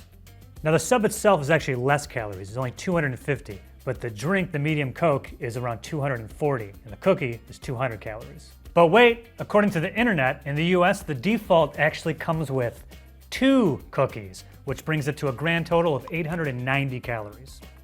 What about the calories in another sub? Well, in the UK, 6 inches of meatball marinara comes in at 492 calories. In the US, 6-inch meatball is only 430 calories. Yo. Now, because we're not sure why our meatball sub is more calorific, we're actually going to do another test. We're going to bring back our friend the scales, and we're going to weigh a meatball. This is clean a bit. Delicious. Boom. And now I will also weigh 1 meatball. I'll find a good one. Don't want the sauce to throw out these measurements. Get in real close. Get in real close over there. Ready? You close? Close? Here we go. Drum roll. And how much is it? No change? Our scale is not very accurate. Sorry. Let's get that weight up on the screen. Unfortunately, Subway in the UK doesn't disclose a full ingredients list. However, there are some things we can glean from the website. In the UK, the ham, turkey breast, and steak that you'll find in your sandwiches are actually formed. The turkey bologna and the turkey salami are also made by a process known as mechanically separated turkey. Mechanically separated turkey. What do I got here? From the allergens list in the UK, we can also see that our meatballs contain milk, although it's not clear if the meatballs contain the milk or if it just comes with cheese by default. We do have the ingredients list of the meatball sandwich at Subway, and I'll read that to you right now. Oh boy. Beef, water, breadcrumbs, and then we have the kind of square brackets, toasted wheat crumbs, and now we have the curved brackets, enriched wheat flour, now we have the fancy brackets, wheat flour, niacin, reduced iron, thiamine, mononitrate, riboflavin, folic acid, close fancy brackets, sugar, salt, soybean oil, yeast. Let me close the other 2 brackets. Aha! Textured soy protein concentrate, seasoning, open brackets again. Dehydrated onion and garlic, salt, spices, dehydrated parsley, soybean oil, close brackets, soy protein concentrate, and the Romano cheese. Can you scroll up, please? Keep going, keep going. The Romano cheese, which is made from pasteurized part skin cow's milk. Ugh. I'm assuming it's skim cow's milk, but to be honest, if I told you there was cow skin in this food, would you be surprised? Part skim cow's milk, cheese cultures, salts, and enzymes. Which enzymes, you ask? They're not at liberty to say, but rest assured there are enzymes. Now, on the bright side, the dough is pretty much normal. For the classic Italian bread, the ingredients are enriched flour, which is wheat flour, niacin, reduced iron, thiamine, mononitrate, riboflavin, folic acid, water, yeast, sugar, soybean oil, salt, wheat gluten, cultured wheat flour, malted barley flour, sunflower lecithin, lecithin. Hey, did you hear that? Lecithin. Sunflower lecithin. Dough conditioner, which also has enzymes. Which ones you know now? And ascorbic acid. All that stuff. While we might not have an ingredients list for our bread, we do know that it's likely to not be perfect. For example, an Irish court recently declared that Subway cannot call its loaves bread due to the high sugar content. Subway uses more than 10% sugar in their flour. Here's everything you can only find on the menu at a UK Subway. So let's start with the subs. Now, there are a few kind of default subs that you can only find in the UK. So then once you've chosen your sub and your bread, we've also got a few other customization options that are exclusive to the UK. For example, in this sub, we've combined a bunch of them. So I've gone for chicken tikka, it has hash browns, it has sweet corn, it has vegan garlic aioli, it has HP brown sauce, and it has whole grain mustard. So brown sauce is kind of a traditional British condiment. The biggest brand manufacturer of it is a brand called HP, which stands for Houses of Parliament, to maybe give a nod. Harry, are you really Brit-splaining to me HP sauce? I love HP sauce. I've been having HP sauce.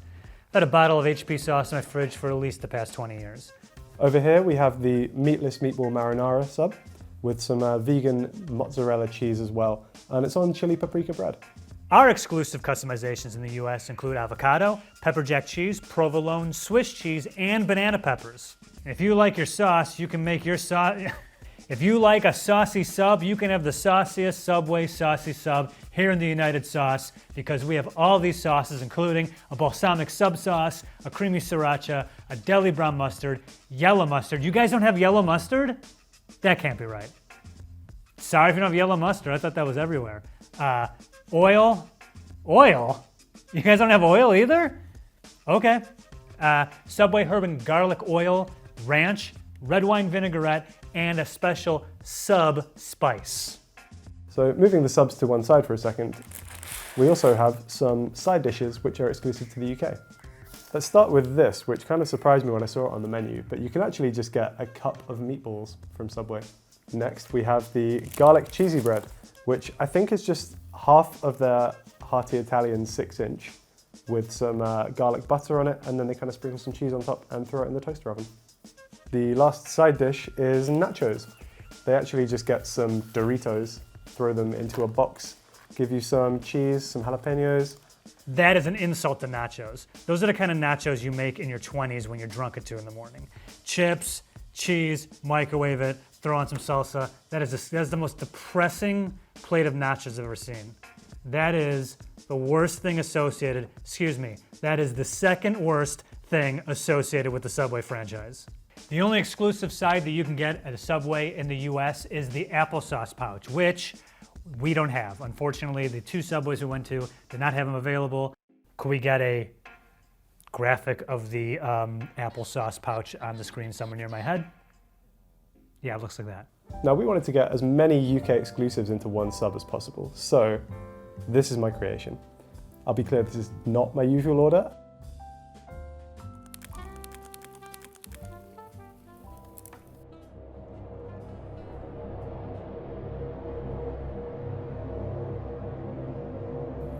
You got the tang of the brown sauce with the little popping sweetness of the sweet corn. And then I've just got like a whole hash brown in there as well.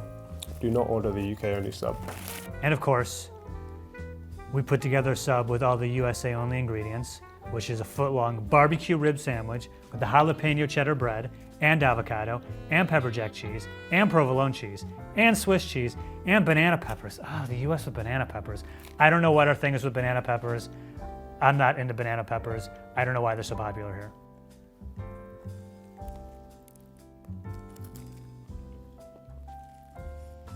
That's actually pretty good. I actually like that. The jalapeno bread, wow. Oh man, the sriracha sauce. Oh, and the avocado. Whoa, it's got some heat to it too. I'm totally surprised. I kind of like that. Yeah. From McDonald's to Domino's, we wanted to find out all the biggest portion size differences between UK and US fast food. This is Food Wars. This is what a small drink looks like in the UK. This is a US small. This is what a medium drink looks like. This is a US medium. And this is a large. And this is a US large.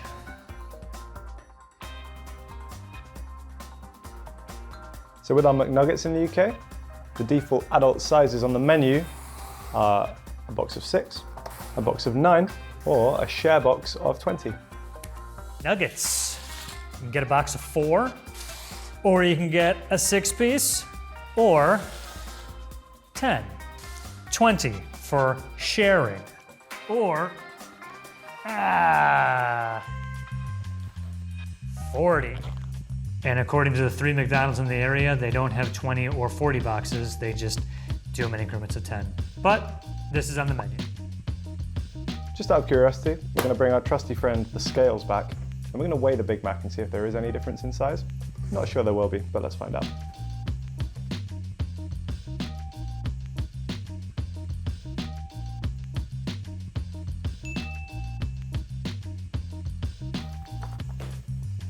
Hang on.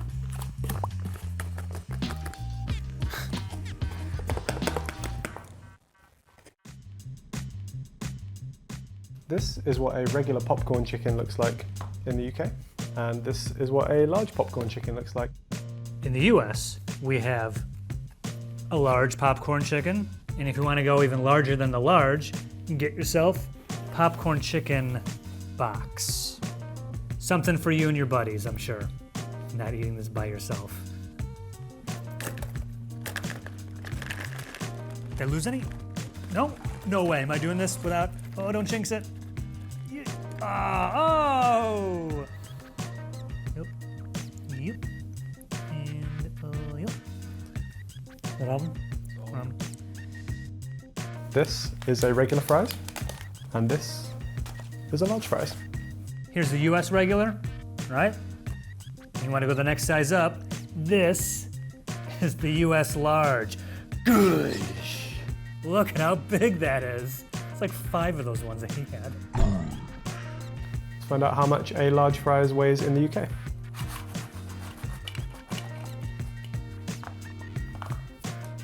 Let's weigh our large fry. Oh man. Oh, they're packed in there, dude. Look at that. Is that everything? In the UK, you can get buckets in 3 sizes. You can get a 6-piece,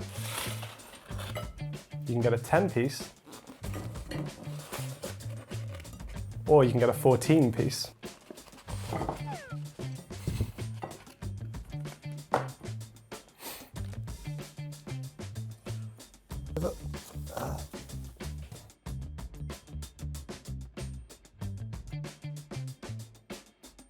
Eight-piece.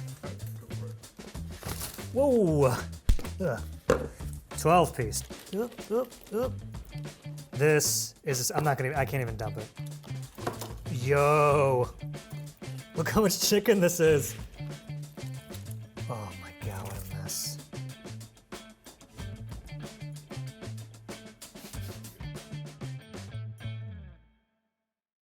In the UK, we have 3 drink sizes. We have a small, which is 250 milliliters. This is a US small. We have a regular, which is 400 milliliters. This is a US medium. And we have a large. And here, is a US large, Burger King. Now in the UK, we have 3 sizes of fries: small, regular, and large. Here's a Burger King small fry. Here's a Burger King medium fry.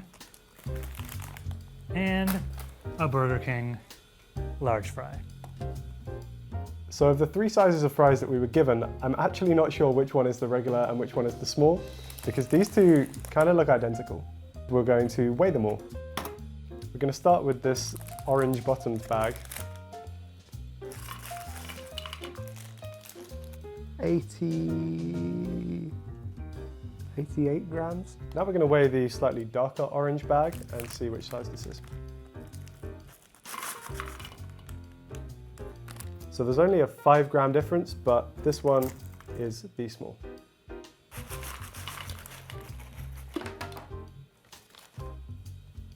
So a large fries in the UK looks like it's around 180 grams, which is double the regular. I'll break the scale.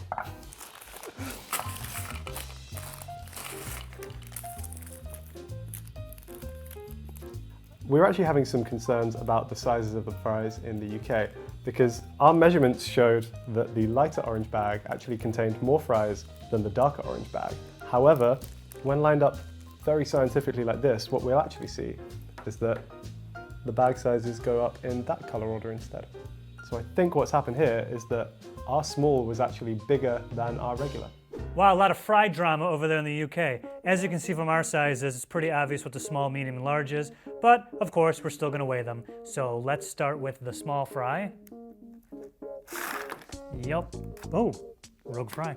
And now the medium fry. I'm making a face. I don't like that face.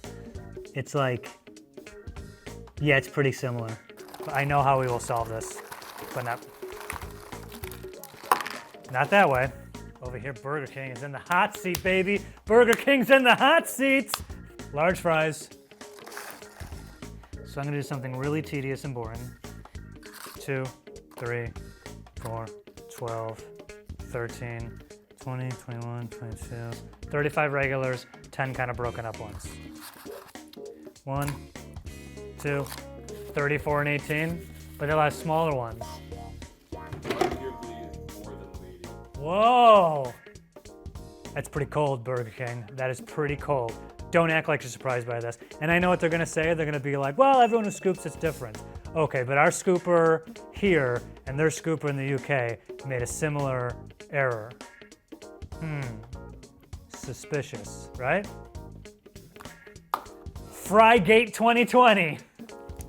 So this is a Whopper in the UK.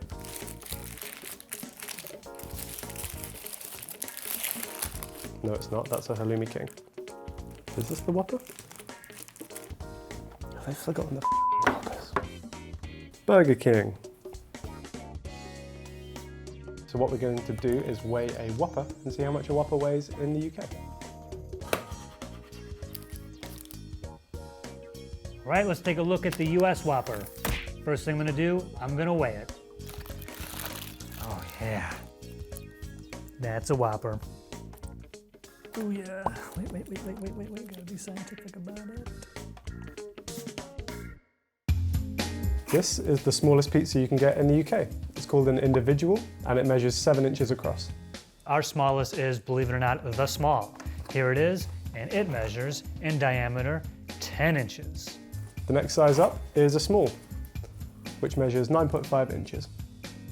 Next size up for the US is our medium, which is 12 inches.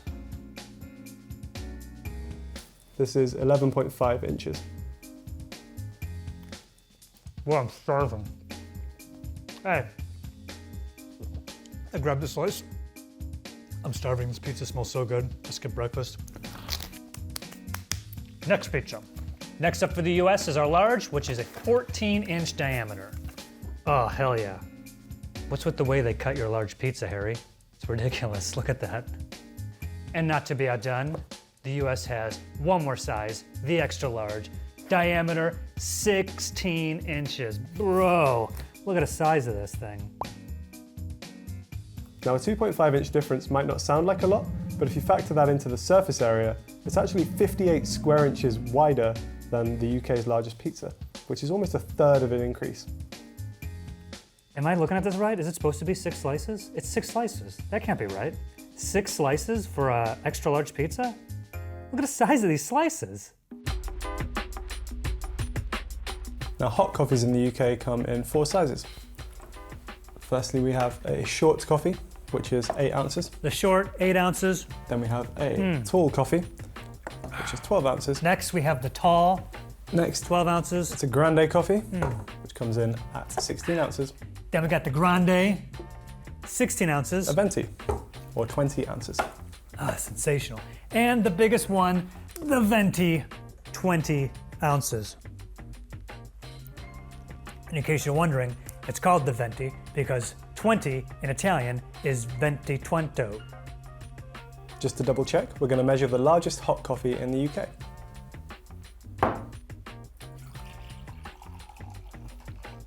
So our venti coffee actually came to closer to 18 ounces. Sort that out, Starbucks. Where's my 2 ounces? Now I'm going to measure the venti coffee, which should be 20 ounces minus a few sips. Wait. Getting prepared. Whoa, come on. I did not drink that much. Oh, Starbucks. That's not even 2, that's like an ounce. Cold coffees in the UK come in 3 sizes. A tall, The tall, 12 ounces. grande, We got the grande. and venti. Here's where things get kind of weird. Our venti iced is 24 ounces. And we have another size up, Trenti, right? Trenta, and that is 30 ounces. So a UK cold venti is exactly 20 ounces. Yeah, 21. I thought this was supposed to be 24. How many fluid ounces venti iced? 24? And how much is it? 21? Starbucks. With the ice, you still don't have enough. At Subway in the UK, you can get sandwiches in 4 different sizes.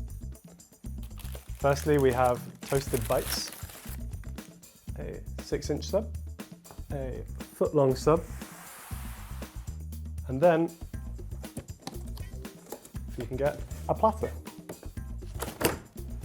And in the US, we have 3 sizes. The 6-inch, the foot-long, there you go, for you and your team. The big boy. Party platter, the old Subway platypus. Now in the UK, a platter looks like this. What they do is they make 4 foot-long sandwiches, then they cut those into 4s. So you're left with 16 pieces, each of which is 3 inches. And for the party platter here, they take 5 sandwiches, cutting them into 3 pieces, giving you 15 sandwiches total. In addition, in the US, you can also get yourself a 3-foot-long party sub. Look at this thing! This is ridiculous. 3 feet, so that is, what's that in? What do you got in the UK? That's 17 meters? I have no idea. Yeah. If you're a fan of Subway's cookies, in the UK those come in 3 sizes. 1 cookie, 3 cookies, or 12 cookies. In the US Subway, you can get a single cookie, a dozen cookies, right like that, or the, hang on, keep rolling, the 36 cookie platter. Booyah! Like in Vegas, baby, all in. A Brit and an American swap countries to try each other's KFC. This is Food Wars. We're going to start with some things you can get in both the US and the UK to see if there are some subtle differences in taste or anything else. The first thing for me to try, the main event, the fried chicken. So there's just original recipe chicken. I've got what looks to be a thigh piece. Visually, I think it probably looks slightly more appealing than British fried chicken from KFC tends to look. The breading is like all over the place. There's no bare patches here. I always struggle to like identify where the bones are in pieces of KFC. I don't want to just bite straight into a bone. Okay, yeah, this is good. Compared to the UK, I think I definitely am getting more flavor. I think a fair amount of that is coming from the breading. It's actual seasoning and flavor. It's like a thick, juicy piece of chicken. I don't want to go back to eating regular British KFC after this. Right, this 6-piece bucket. This looks like it has more skin than what we got in the restaurant, I will say. So already this looks like it has a better batter to it. That is so bland. I can taste the flavors, and that was like strong. And I'm assuming that's the chemicals we put in our food to make it taste like, wow. The next thing we wanted to compare was popcorn chicken, which I think in the UK is a pretty iconic menu item, although weirdly enough, they've actually cut it from the menu in the US right now. The exception being that they will still add it to famous bowls, but we'll get to that later. So I guess for the time being, I will try a US chicken nugget and see how that compares. I mean, like, this just kind of looks like popcorn chicken. Definitely a bit more dry on the palate. Again, I don't see why they've got rid of popcorn chicken in lieu of these, because popcorn chicken is effectively the same thing. That's like a shot. Oh, how's them? Well, I don't taste anything. So far, I would say that KFC chicken, both on the bone and popcorn, in the US, the flavor is more pronounced and has more of like a savory flavor to it. This flavor has training wheels. It'll get there someday. Firstly, there are some twists on the classic fried chicken, which we can't usually find. The first variety we have here is the spicy fried chicken. I mean, like, visually this looks fairly similar to just the sort of standard original recipe. Although I will say the breading looks pretty good. You get a lot of these little like flakes of breading, which really tend to get crisp and stay crisp. I don't know if there's enough to call it spicy, because I'm not like a guy who has a super high spice tolerance. And for me, that's like warm, but not much more than that. And it's very pleasant. And I do think it's crispier than the original recipe. Very juicy, flavorful. I think this is really good. I think I would be tempted to buy this over just classic original recipe. And it's not just spicy chicken that's available in the US. You can also get another type called extra crispy. As the name suggests, it's the regular fried chicken, but made extra crispy. I think extra crispy should be the KFC chicken. Then the original should be like diet. For some reason, the branch that we went to today didn't have it in the form of regular original recipe chicken, but they did have it in the form of a chicken little. I'm just gonna like break off the end bit that was untouched by the mayo to see if it is actually crispy or not. I don't think this is extra crispy. Even though they told us it was, maybe their crispinator was broken today or something. KFC US is very good at cooking chicken on the bone, less good when it comes to cooking chicken off the bone, because this is a little bit dry, a little bit chewy. Moving on, the snack wrap. This one is the Flamin' Hot. Oh, wow. This got some heat to it. Okay, UK. Yeah, I like this. This is really good. Kansas barbecue, okay. This barbecue sauce is pretty good. I mean, this is definitely a sweeter sauce, which I think is indicative of Kansas City barbecue. Anyway, yeah, not bad. Sweet chili bites. Too sweet, not that spicy. Now we're on to an item which I've been watching from across the pond with a mixture of horror and fascination. It's the KFC Famous Bowl. Instead of me trying to explain it, I feel like we should just get Joe in here. Joe, do you want to come and explain the Famous Bowl to me? A little bit of everything is on the menu, just in bowl form, for anyone who just pretty much given up on life and doesn't care as long as they get in their stomach. Thanks, Joe. You're welcome. It's looking more like an infamous bowl right now. It's not horrible. There's just a lot going on. There's a lot of flavors fighting with each other right now, vying for supremacy. The main thing I get, I think, is the corn, actually. I would have assumed that the mash and the chicken would have been kind of the stars of the show, but if anything, it's everything else in there that you can actually taste more. To me, it feels a little bit like you're eating baby food for adults. I was going to say I'm more excited to try the next bowl, but I don't know if excited is the word. Maybe less anxious to try the next bowl. This is the KFC Mac and Cheese Bowl, but the kind of color on that is some cause for concern. So I think this actually works in harmony with the chicken much better than the Famous Bowl does. If I had to get a bowl, I think I would be leaning more towards the Mac and Cheese Bowl than the Famous Bowl. Next up is the KFC Pot Pie. It's funny to see this on the menu at a KFC in the US because I feel like meat pies are generally associated with Britain more. We love a meat pie in the UK, steak pie, chicken pie, Greggs, pucker pies, all that good stuff. So with like a meat pie in the UK, what you'll often get is the pastry on the bottom as well, so it's like a self-contained pie. Whereas I think with a pot pie, you just have a layer of pastry on top and then filling underneath, and there's no bottom layer of crust, but let's find out. They haven't skimped on the carrot. I taste a lot of the carrot flavor. In the UK, for example, with a meat pie, you tend to get like a gravy that will kind of run out when you cut into it, but this is like staying on the spoon. It's not like running off the spoon. It's not great, but it's not bad either. It's like the sauce needs a little bit more seasoning. I think it's a little bit bland. A bit more salt and pepper would not go amiss there. I think with a few minor adjustments, they could make this really good, and I do think Brits would go for this. This is super weird. Look at that. There's a hash brown in there. What does that do with like tower? That much? I like everything that this is made of. Together, I don't think it works. If I was to get this, I'd ask them to separate it across 3 containers and just eat the hash brown, then the chicken, finish it off with a slice of cheese. There you go. This would be close to like what our extra crispy is. This is supposed to be a spicy one. It's gonna zing me with spice.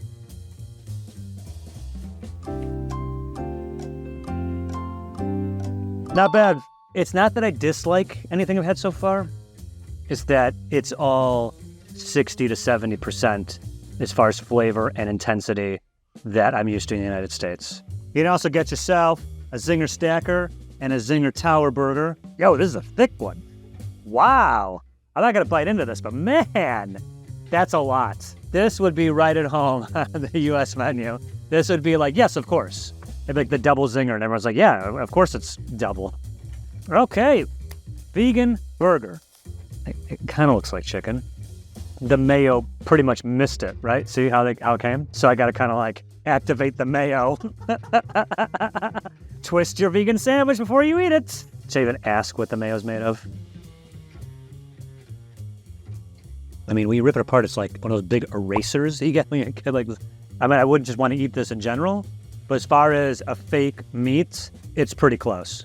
And I don't know why, if you were vegan, you'd be like, finally, a chicken sandwich at KFC. No, you can eat this. There's no chicken meat in it. It's like, yeah, but you're still killing them by the millions. So there is a category in the menu of twisters, rice boxes, and salads. They had no rice boxes or salads. They did, however, have the twisters. But this is called a twister, not a wrap. What's twisted about it? Well, it's not twisted. It looks like they took a chicken breast and cut it in half. And this was like one long tender. I mean, it's also smaller. I bet they like wanted to like appeal to a more like male demographic. So don't get a wrap, get a twister. I'm a big man. I don't want a wrap. I want a twist. Yeah, it's twisted. Wraps are for the ladies. The dudes have twisters. I don't think that. They think that. KFC, shame on you. Let's talk about some exclusive sides that you can't find in the UK. Firstly, if the mac and cheese bowl is too much mac and cheese for you, you can just get a little cup as a side. You can also get a side of corn. You guys just produce so much of it, you can't get rid of it fast enough. I'm not trying corn on the cob. Here in the UK, you guys have corn on the cob. Obviously, ours is corn off the cob. But this would be easier for driving or like eating on the go, right? Have you ever seen someone walking on the street just chewing on a cob on a stick? Is that a stick? You've never seen that? Keep your eyes peeled. I would like to get that trend going. And of course, apparently it wouldn't be a US fast food menu without biscuits. This is an American biscuit. It looks a lot like a British scone, at least on the outside. However, generally I think it's a bit more like bready and maybe slightly drier than a scone. Texture check. It's confusing because with a British scone, they're generally like sweetened with sugar because they're eaten with things like jam and cream, and it's more of an afternoon tea / dessert type thing. Whereas these ones are supposed to be eaten with a savory meal, but actually smell kind of sweet. I think of the biscuits I've tried from fast food menus in the US so far, this is probably my favorite one, but it's somewhere between like a British scone and a bread roll. Baked beans. Well, yeah, these are way more tomatoey, excuse me. The tomato sauce that it's in is like similar to like whatever SpaghettiOs come in. I will never be in the mood for that. Southern rice. What the hell? I don't know what they think Southern is. I'm surprised at how different it is. You'd think an international food chain would want it to be same everywhere, but playing to the UK tastes, I assume. KFC in the US has a bunch of sauce options that we can't get in the UK, which means it's time for Sauce Talk Foreign Exchange! The theme seems to be that they have a lot of honey on the menu when it comes to their sauces at KFC in the US. The sauces on offer here are hot sauce, honey sauce, a honey barbecue sauce, KFC sauce, and yet more honey, a honey mustard. I usually like a honey mustard, but I do think you have to get the balance of honey and mustard right. Yeah, that's not bad. That's a pretty well-balanced honey mustard, I think. I'm intrigued by KFC sauce. I quite like it. I really can't put my finger on exactly what's in it right now. Next up, we've got the honey barbecue. Oh, extremely sweet, both on the honey side and even on the kind of barbecue side. Let's have a look at the honey sauce. It's fine. It does taste pretty much just like honey. And then finally, they have a hot sauce. Yeah, that's pretty comparable to like a Frank's Red Hot. Barbecue. Okay, Kentucky smoked barbecue. Actually, this is on point. Sticky sweet chili sauce. Why is it sticky? Yeah. Oh, that's good. All right, garlic buttermilk mayo. I like all three of those things separately. Yeah, that's pretty good. Now let's look at some exclusive drinks served in these delightful Diablo branded cups. You guys love a advertisement tie-in, don't you? So I believe this one is Starry, Joe's beloved Sierra Mist, unfortunately culled recently and replaced by Starry. Let's give it a try.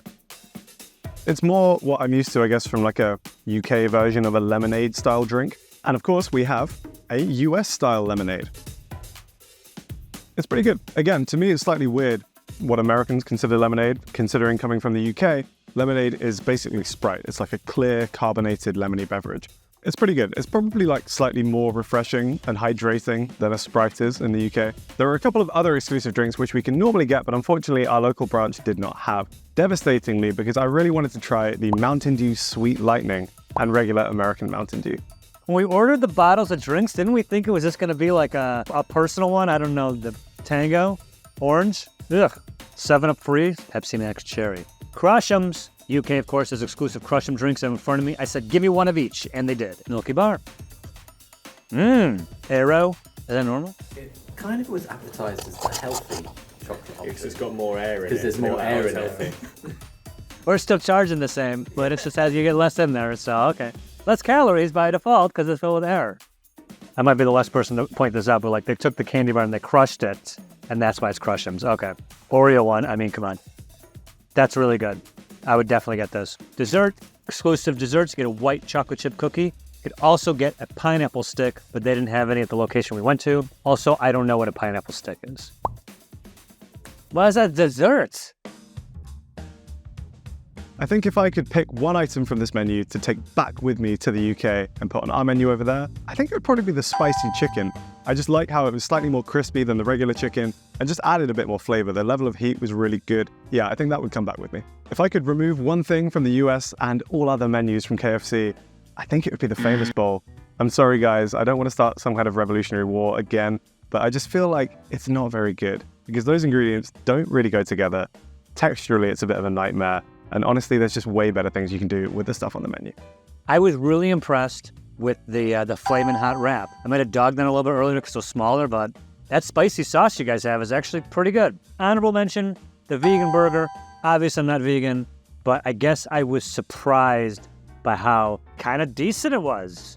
It's not my favorite, but I mean, points for it being edible. Way to go. I will do everyone a favor, and I will say, I'm not cutting a menu item. Let's get that potato off of your sandwiches. They just don't work together, period. From calorie count to portion sizes, we wanted to find out the biggest differences between UK and US McDonald's. This is Food Wars. This is what a small drink looks like in the UK. This is a US small. This is what a medium drink looks like. This is a US medium. And this is a large. And this is a US large. So with our McNuggets in the UK, the default adult sizes on the menu are a box of 6, a box of 9, or a share box of 20. Nuggets. You can get a box of 4, or you can get a 6-piece, or 10, 20 for sharing, or 40. And according to the 3 McDonald's in the area, they don't have 20 or 40 boxes. They just do them in increments of 10. But this is on the menu. In the UK, we've got 3 sizes of fries. These are our small fries in the paper bag. Here is the small fry. These are our medium fries in the iconic carton. Here is the medium fry. And then these are our large fries. And here is the large fry. So we couldn't find an exact weight measurement for the fries online, so what we're going to do is weigh them ourselves.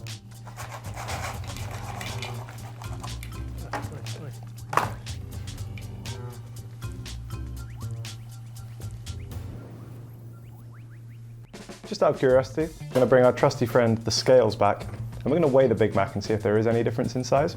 Not sure there will be, but let's find out.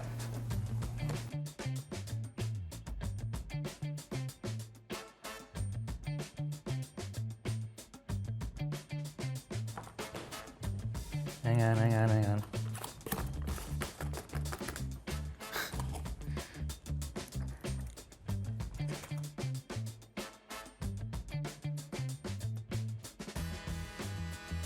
So while McDonald's fries might look and taste pretty similar in the UK and the US, in the UK we only have 3 ingredients, which is oil, salt, and potatoes.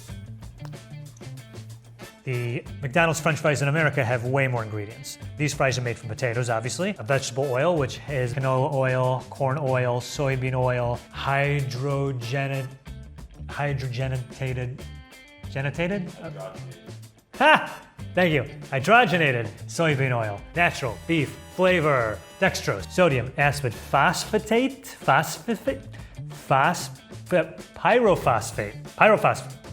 sodium, acid, pyrophosphate, which is used to maintain the color. Are they that much of a different color than the ones in the UK? Is it worth it? Can we get a side-by-side comparison? Are they that much more bright yellow? We need to put sodium aspartate pyrophosphate or whatever it's called in it. Salt. And I should mention that a natural beef flavor contains hydrolyzed wheat and hydrolyzed milk as a starting ingredient. And of course, I have no idea what that means. So the biggest calorie difference in a Big Mac actually comes from the sauce. In the US, they've got about 40 more calories than we do in the UK. We're not sure if this is because there's more sauce or because of the ingredients list. In the UK, it's just a little bit more simple. Our sauce is made of soybean oil, sweet relish, which is made of diced pickles, sugar, high fructose corn syrup, distilled vinegar, salt, corn syrup, all right, two types of corn syrup, xanthan gum, hang on. Calcium chloride spice extractives, water, I've heard of that, egg yolks, distilled vinegar, spices, onion powder, salt, propylene glycol alginate, garlic powder, vegetable protein, which has hydrolyzed corn, soy, and wheat, sugar, caramel color, turmeric, extractives of paprika, and of course, soy lecithin, lecithin. I don't know which one it is. So if you are trying to eat healthily at McDonald's, it might actually be the drinks that you have to look out for. That's nothing, guys. Our chocolate shake, 840 calories. That's as many calories as 2 cheeseburgers and 1 hamburger. So what does that all mean? If you were to walk into a UK McDonald's and order yourself a large Big Mac meal with a milkshake, it would be around 1,400 calories. And if you were to get the large Big Mac meal with the chocolate shake in America, the total here is 1,870 calories. So that's 1,870 calories. The daily calorie allowance for an American dude is 2,500. Okay, so you have 630 left. 1 McNugget is 55 calories, right? So you could also have 11 more nuggets, and there you go. That's all you need for the day.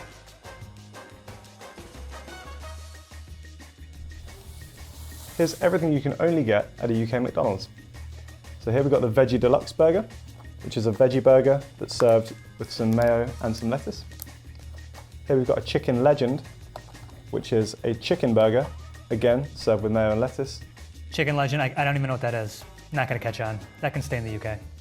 We have a range of wraps that you can get in the UK. We have a wrap of the day. Here we've got the Fajita Crisp, which is some chicken, along with some veg and some spicy fajita sauce. Here we've got some veggie dippers. These were actually introduced as part of Veganuary in 2020 in the UK, but they've stuck on the menu. So these are Vegan Society approved, and they're sort of like a fried bean patty sort of thing. Like, pick a more unappetizing thing to get at McDonald's. Veggie dippers. And then finally we've got some mozzarella dippers, which are just kind of mozzarella sticks really. Well, sucks to be in the UK, because everything you see right here is USA only, baby. Ha ha! USA only! So I'm going to talk about the coffee drinks real fast. Here in the US, we have all the same coffee drinks they do in the UK, but every coffee drink has an iced version and also a caramel and or French vanilla and or mocha version, depending on what you're getting. So we in the US, of course, have more variety. Shamrock Shake. The Shamrock Shake is it's like vanilla and mint shake. Strawberry sundae. This has recently been discontinued in the UK. Sorry, guys. Still got it in the US. My favorite as a kid. Caramel sundae. Fruit and yogurt parfait. Maybe it's healthy, I have no idea. Probably not. Those were the cold items I wanted to get out of the way as they slowly melt under these lights. Got a lot more to go through. Harry, bear with me here, buddy. Buttermilk, crispy chicken sandwich.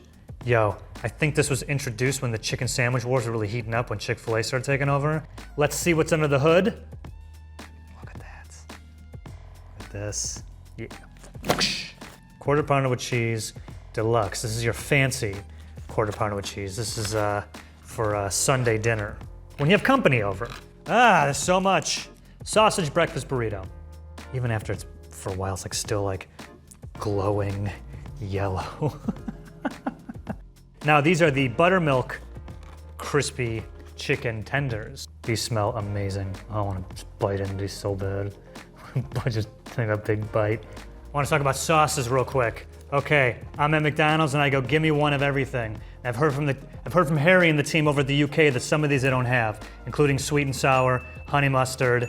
What else don't you guys have? I don't think you guys have ranch either, or buffalo. I gotta say though, the sauces are everything. We've got a couple of sauces that are kind of unique to the UK as well. We've got a sweet curry dipping sauce, and then we've also got a salsa dip as well, which I didn't know existed until today. Oh yes, donut sticks. These donut sticks also come with a chocolate dipping sauce. Another thing I'm certain they don't have in the UK. Yo! Breakfast is served! Look at this. Oh yeah, who's ready to start the day? It's McGriddle talk.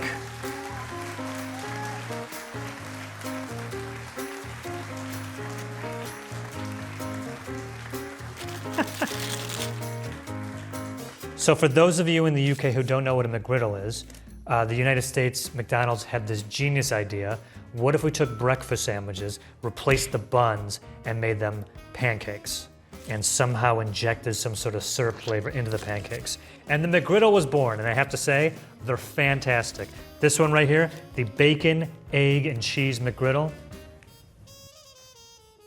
This is the sausage. Yeah? Hi.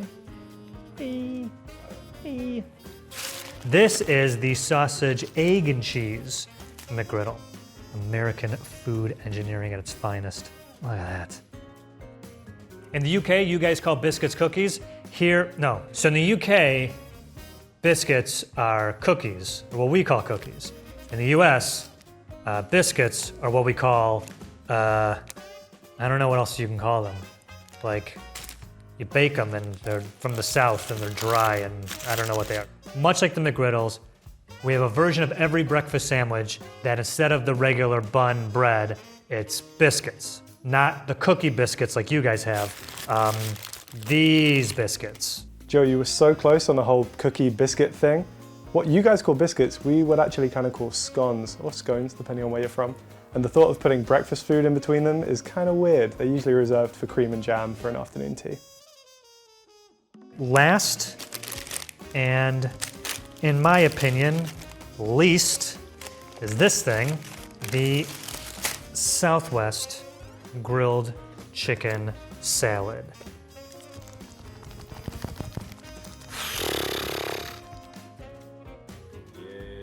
Yeah. Oh.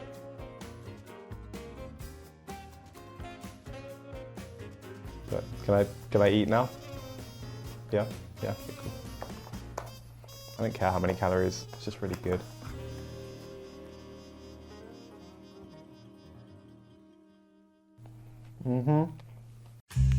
From calorie count to portion sizes, we wanted to find out all the differences between McDonald's in Japan and the US. This is Food Wars. Hey guys, Joe from Food Wars. We're doing a new season. We're comparing the US to Japan. In order to do that, I want to introduce you to co-host and my man in Japan, George. Hello guys, I'm George. I'm from Japan and I like McDonald's. よろしくお願いします. So in Japan, our McDonald's sodas come in 3 sizes. This is small. Small. And this is Japan's medium. Medium. And this one is Japan's large. Large. In Japan, our chicken McNuggets come in 5 and 15 pieces. Our chicken McNuggets come in 4, 6, 10, 20, or 40 piece. Look at all those nuggets. Oh, they've been sitting for a while. Japan McDonald's fries come in 3 sizes. Small, medium, and large. In the US, you can get your fries in 4 sizes. Kids, small, medium, and large. Look at this little guy. Look at this little guy. So this is large fries, and I'm gonna weigh them. We are going to also weigh a large McDonald's fry. Wow. Okay, so far our larges are the same. Yeah, wow, that worked perfectly, the thing I just did there. Great job, Joe. Go. Go. Now let's measure the medium. Why not? Our mediums are smaller. Huh. Interesting. So this is a Japanese Big Mac. Ta-da! Oh! So this is a Japanese Big Mac. This is an American Big Mac, and we're gonna weigh it as well. Oh, we got a heftier Big Mac here in the US. It's more like it. So in Japan, the Big Mac value set, which is a Big Mac and medium fries and a medium drink, comes out to 690 yen, or $6.21. In the US, that same meal costs $8.54, or 948.46 Japanese yen. That's a 37.52% increase in price in the US. What the heck? So here is everything you can only get at Japan's McDonald's you cannot get in the US. And this is everything you can get at a US McDonald's that you cannot get in Japan. So we're gonna start with waffle cones right here. So we got plain. So plain means it's like rich milk taste. And next one is strawberry. Strawberry, personally I like this. And next one is chocolate and almond right there. It's not melting. Good job, buddy. So here we've got McFloats. So McFloats means there is soda, and on top of that, there's ice cream. That's it. That's it. And this is McFloats melon. Itadakimasu. Ooh! It's too sweet. This is grape coffee McFloats. And the last one, we've got Coke McFloats. Oh, Joe, you definitely try this. Yes, absolutely. I'm trying that when I go to Japan. That looks real good. Let me think here. Hang on a second. Okay. We do not have McFloats here in the US, so I'm gonna make my own. On the way over here, I was looking for grape soda. It's actually harder to find than I thought. Fanta's not very popular in the United States, but we got this. This is Midnight Grape Kickstarter Mountain Dew. It's grape.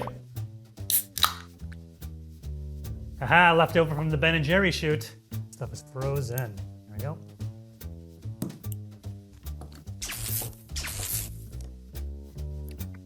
Yeah, I'm into this. These would do well in the US. Our cold drinks, a little bit different. We have two exclusive slushies that you can't get in Japan. One is a pink lemonade, strawberry watermelon. Yeah, dude. That looks real good.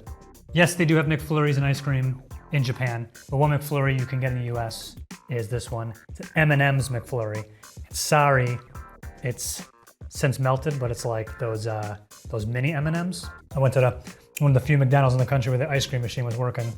Hot caramel sundae and the classic fudge sundae. So let's go with soft drinks right here. Fanta grape.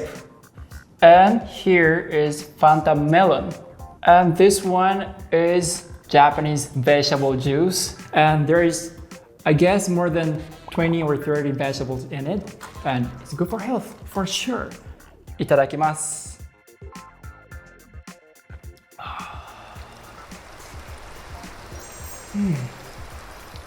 We've got Ku white grape, Sokenbicha. Sokenbicha is like a Japanese blended tea. It's healthy. And Japanese people drink this on a daily basis. So next one, we've got Earl Grey iced tea. Let me show you. Wait, there is something. There's a mosquito. I have to make a complaint. Japan McDonald's. Next one, we've got oolong tea. So this is not actually Japanese tea, it's a Chinese tea. It's good for health as well. For health, we do have a mango pineapple smoothie and a banana strawberry smoothie. Smoothies have fruit in it, right? Oh yeah. I can just feel the nutrients coursing through my veins. So let's start with this Hawaiian menu. This is limited. This one right here is cheese locomoco. Oh, it's messy. It's a demi-glace sauce. Man. And it's also got round egg right there. beef patty, and some cheese. I'm hungry actually.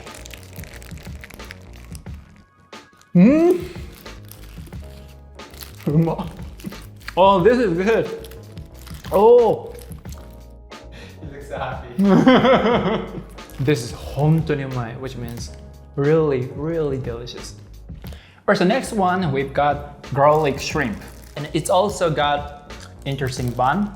There is sesame on there, and deep fried shrimp, Hawaiian barbecue potato, and beef. Demi-glace sauce again. It's gonna be good. This is called barbecue burger, right? But I don't taste barbecue at all. Alright, so next one we've got Hawaiian pancake with triple berry sauce. 2 pancakes. Hello. Smells so sweet. Ooh. Let's go. Ooh.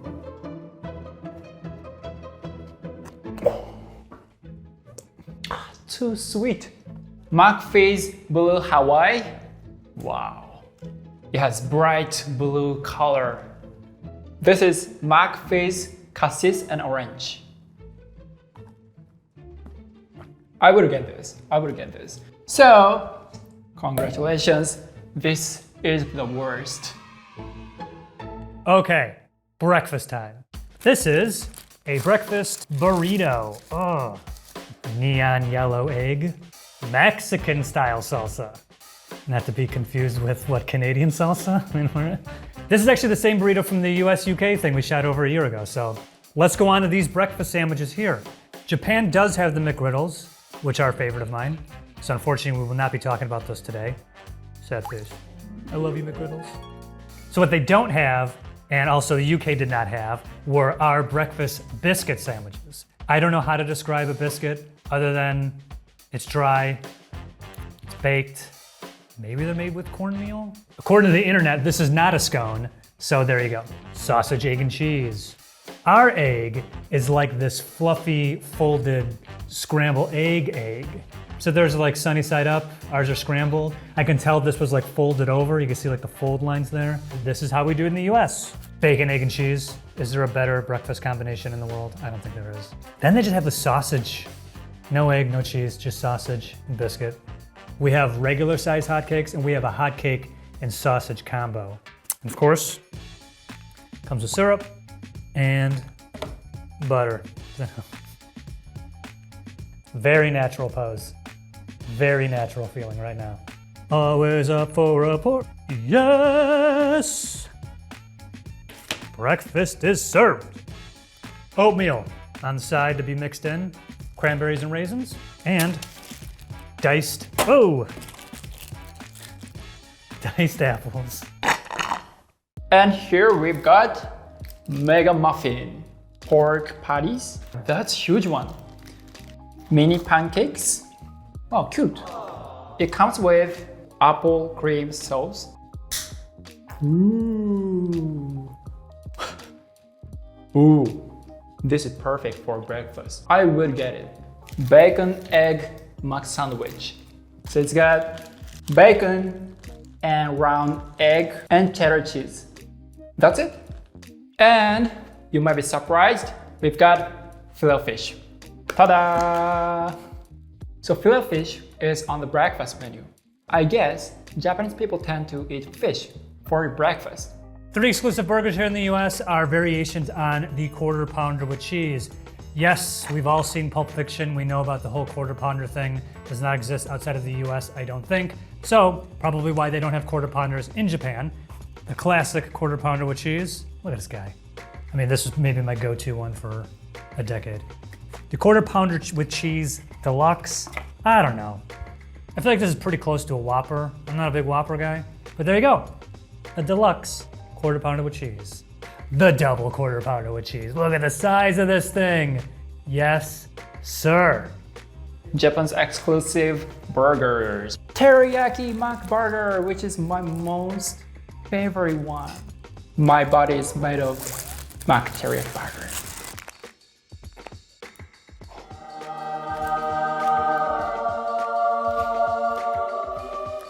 So it's got a mayo right there and lettuce, pork patties, dip it into delicious teriyaki sauce, and it's covering whole pork patties perfectly. Joe, when you come to Japan, please try this. You will thank me later. Everything that they have looks so good and sounds so good. Man, when I go to Tokyo, first stop, I'm going to McDonald's. Sushi, ramen, get it out of my face. I want the teriyaki burger. That's the first thing I'm getting when I get there. I'm getting full actually. Looking the steak, dude. Slow down, George. We got a lot of food to cover. Welcome to Food Wars, baby! All right, so we've got bacon lettuce burger right here. It looks sad. Egg cheeseburger, but we also call it eguchi. Eguchi is an abbreviation for egg cheeseburger. Japanese people love abbreviation. It's got ketchup and pickle, round egg, and cheddar cheese and beef patties. Next one, spicy beef burger. Ooh, look at this. Oh, it looks so spicy. A spicy mayo or something like that. So here we've got samurai mac. Samurai! Samurai Mac? Yo, that sounds awesome. And this blue one is called roasted soy sauce double thick beef. We've got roasted soy sauce, bacon, tomato, thick beef. So if you want a little bit more like healthy veggies, go for it. Yeah, George, I don't know if that makes that much healthier there because it also has twice as much meat and cheese. If you're looking to be healthy at a McDonald's in Japan, I'd stick with the vegetable juice. And this one right here is called teriyaki chicken filet. Wow, so much sauce. So next one we've got ebi filet. Ebi means shrimp, so it's a shrimp filet. Oh yeah, it's got aurora sauce. Aurora sauce is like a ketchup and mayonnaise. So it's got a lot of shrimp in there. So good, so good. In the US, we have about 4 exclusive chicken sandwiches specifically. I didn't see this on the menu, but apparently you guys don't have a McChicken, which is just chicken sandwich, regular bun, mayo, chicken. Yeah. We also have, check this out, spicy McChicken. So pretty much the same McChicken, but like they put spicy coating on the breading on the chicken. Every fast food chain in America right now is having what we're calling the fried chicken sandwich wars. Popeyes, Burger King, of course McDonald's, all of them are at this arms race to have the best chicken sandwich. I think because Chick-fil-A has edged everyone out. These are the 3 that are currently available. I don't know for how long. We have the crispy chicken sandwich, I think there's a brioche bun, pickles, and no sauce, which I think is strange. Like the whole flavor is just the chicken. Spicy chicken sandwich. Same deal, but of course, spicy sauce.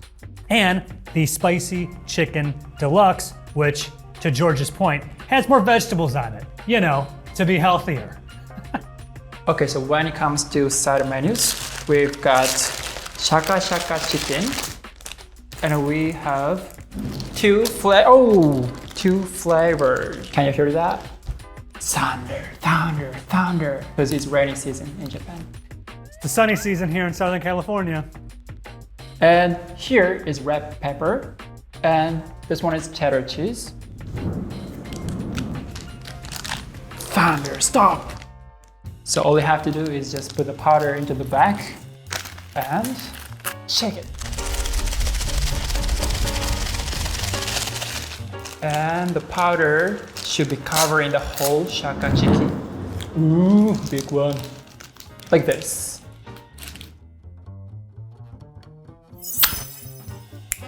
This I've seen before, this I want. That's the thing I want the most at a Japanese McDonald's. US McDonald's, we have the bags, we have the chicken. Just get the spice packets, throw it in. We've got side salad. And it comes with this roasted sesame dressing. Let's go. Ooh. That was cool. Now put it all in the garbage. We've got edamame and corn, yogurt, and there is cow. Exclusive sauces. It's sauce talk time.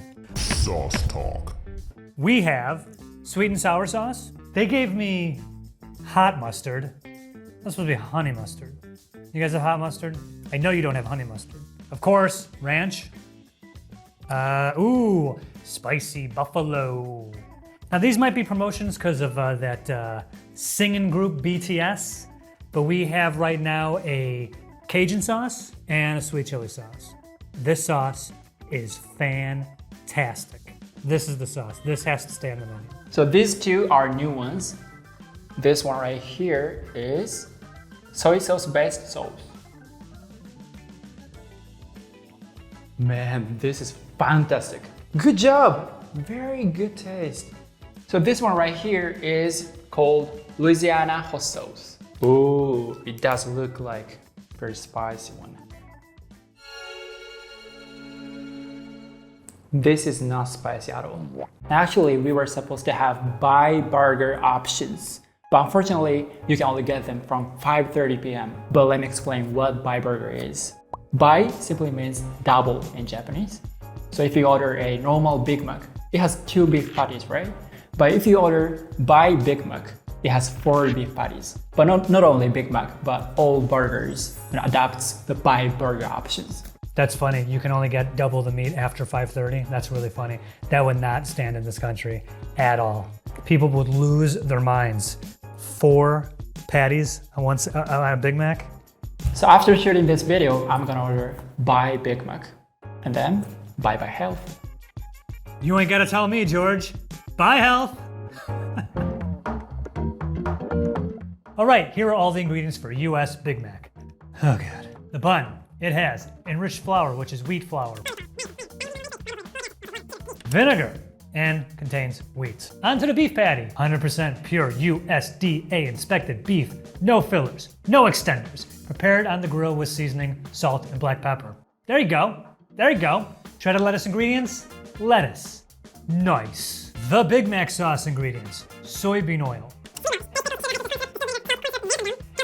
Extractives of paprika, soy lecithin. The pickle slice ingredients: cucumbers, water, distilled vinegar, salt, calcium chloride, alum, potassium sorbate, it's preservative, natural flavors, polysorbate 80, extractives of turmeric for color. Onion ingredients: onions. There you go. Few things I want to note: alum is used to dissolve steel. Polysorbate 80 has been linked to colon cancer in mice. Cue the dancing mice. And caramel color is on California's list of chemicals that may cause cancer and reproductive toxicity. Good God. Counterpoint, they all taste fantastic. So McDonald's Japan doesn't disclose their ingredients in the Big Mac. However, they do tell us where the ingredients come from. If you order a Big Mac in Japan, you'll eat beef from Australia or New Zealand. Buns made from wheat imported from the USA, Canada, and Australia. And pickles made from cucumbers grown in Turkey, Sri Lanka, or India. Onions grown in the USA or India. Sliced cheddar cheese made in New Zealand, Australia, the USA, or Japan.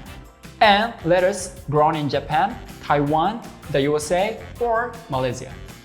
The only ingredients that come from Japan are the cheese and the lettuce.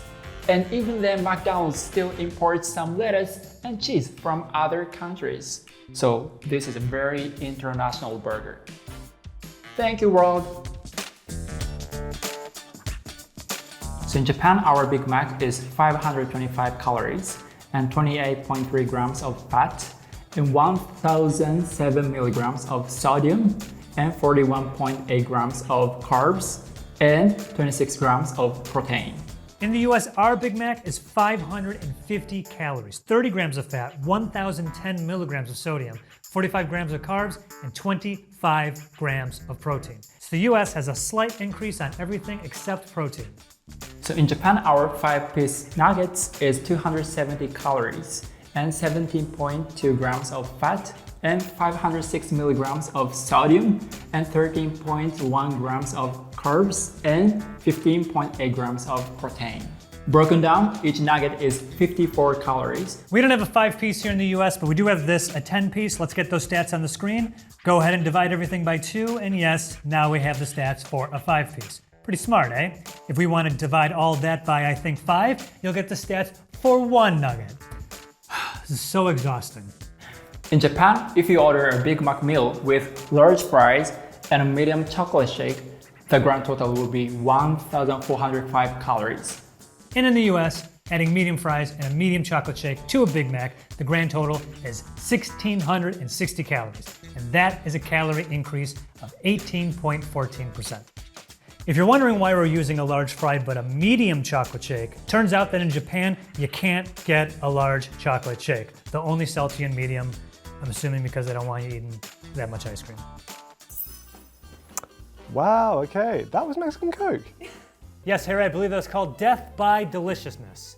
I live by the motto, live fast, die fat, and leave a salty corpse. There's no way to eat this without being messy. There's literally no way. Why are you so sneaky, Wingstop? Is it because you know we'll eat it regardless? Correct.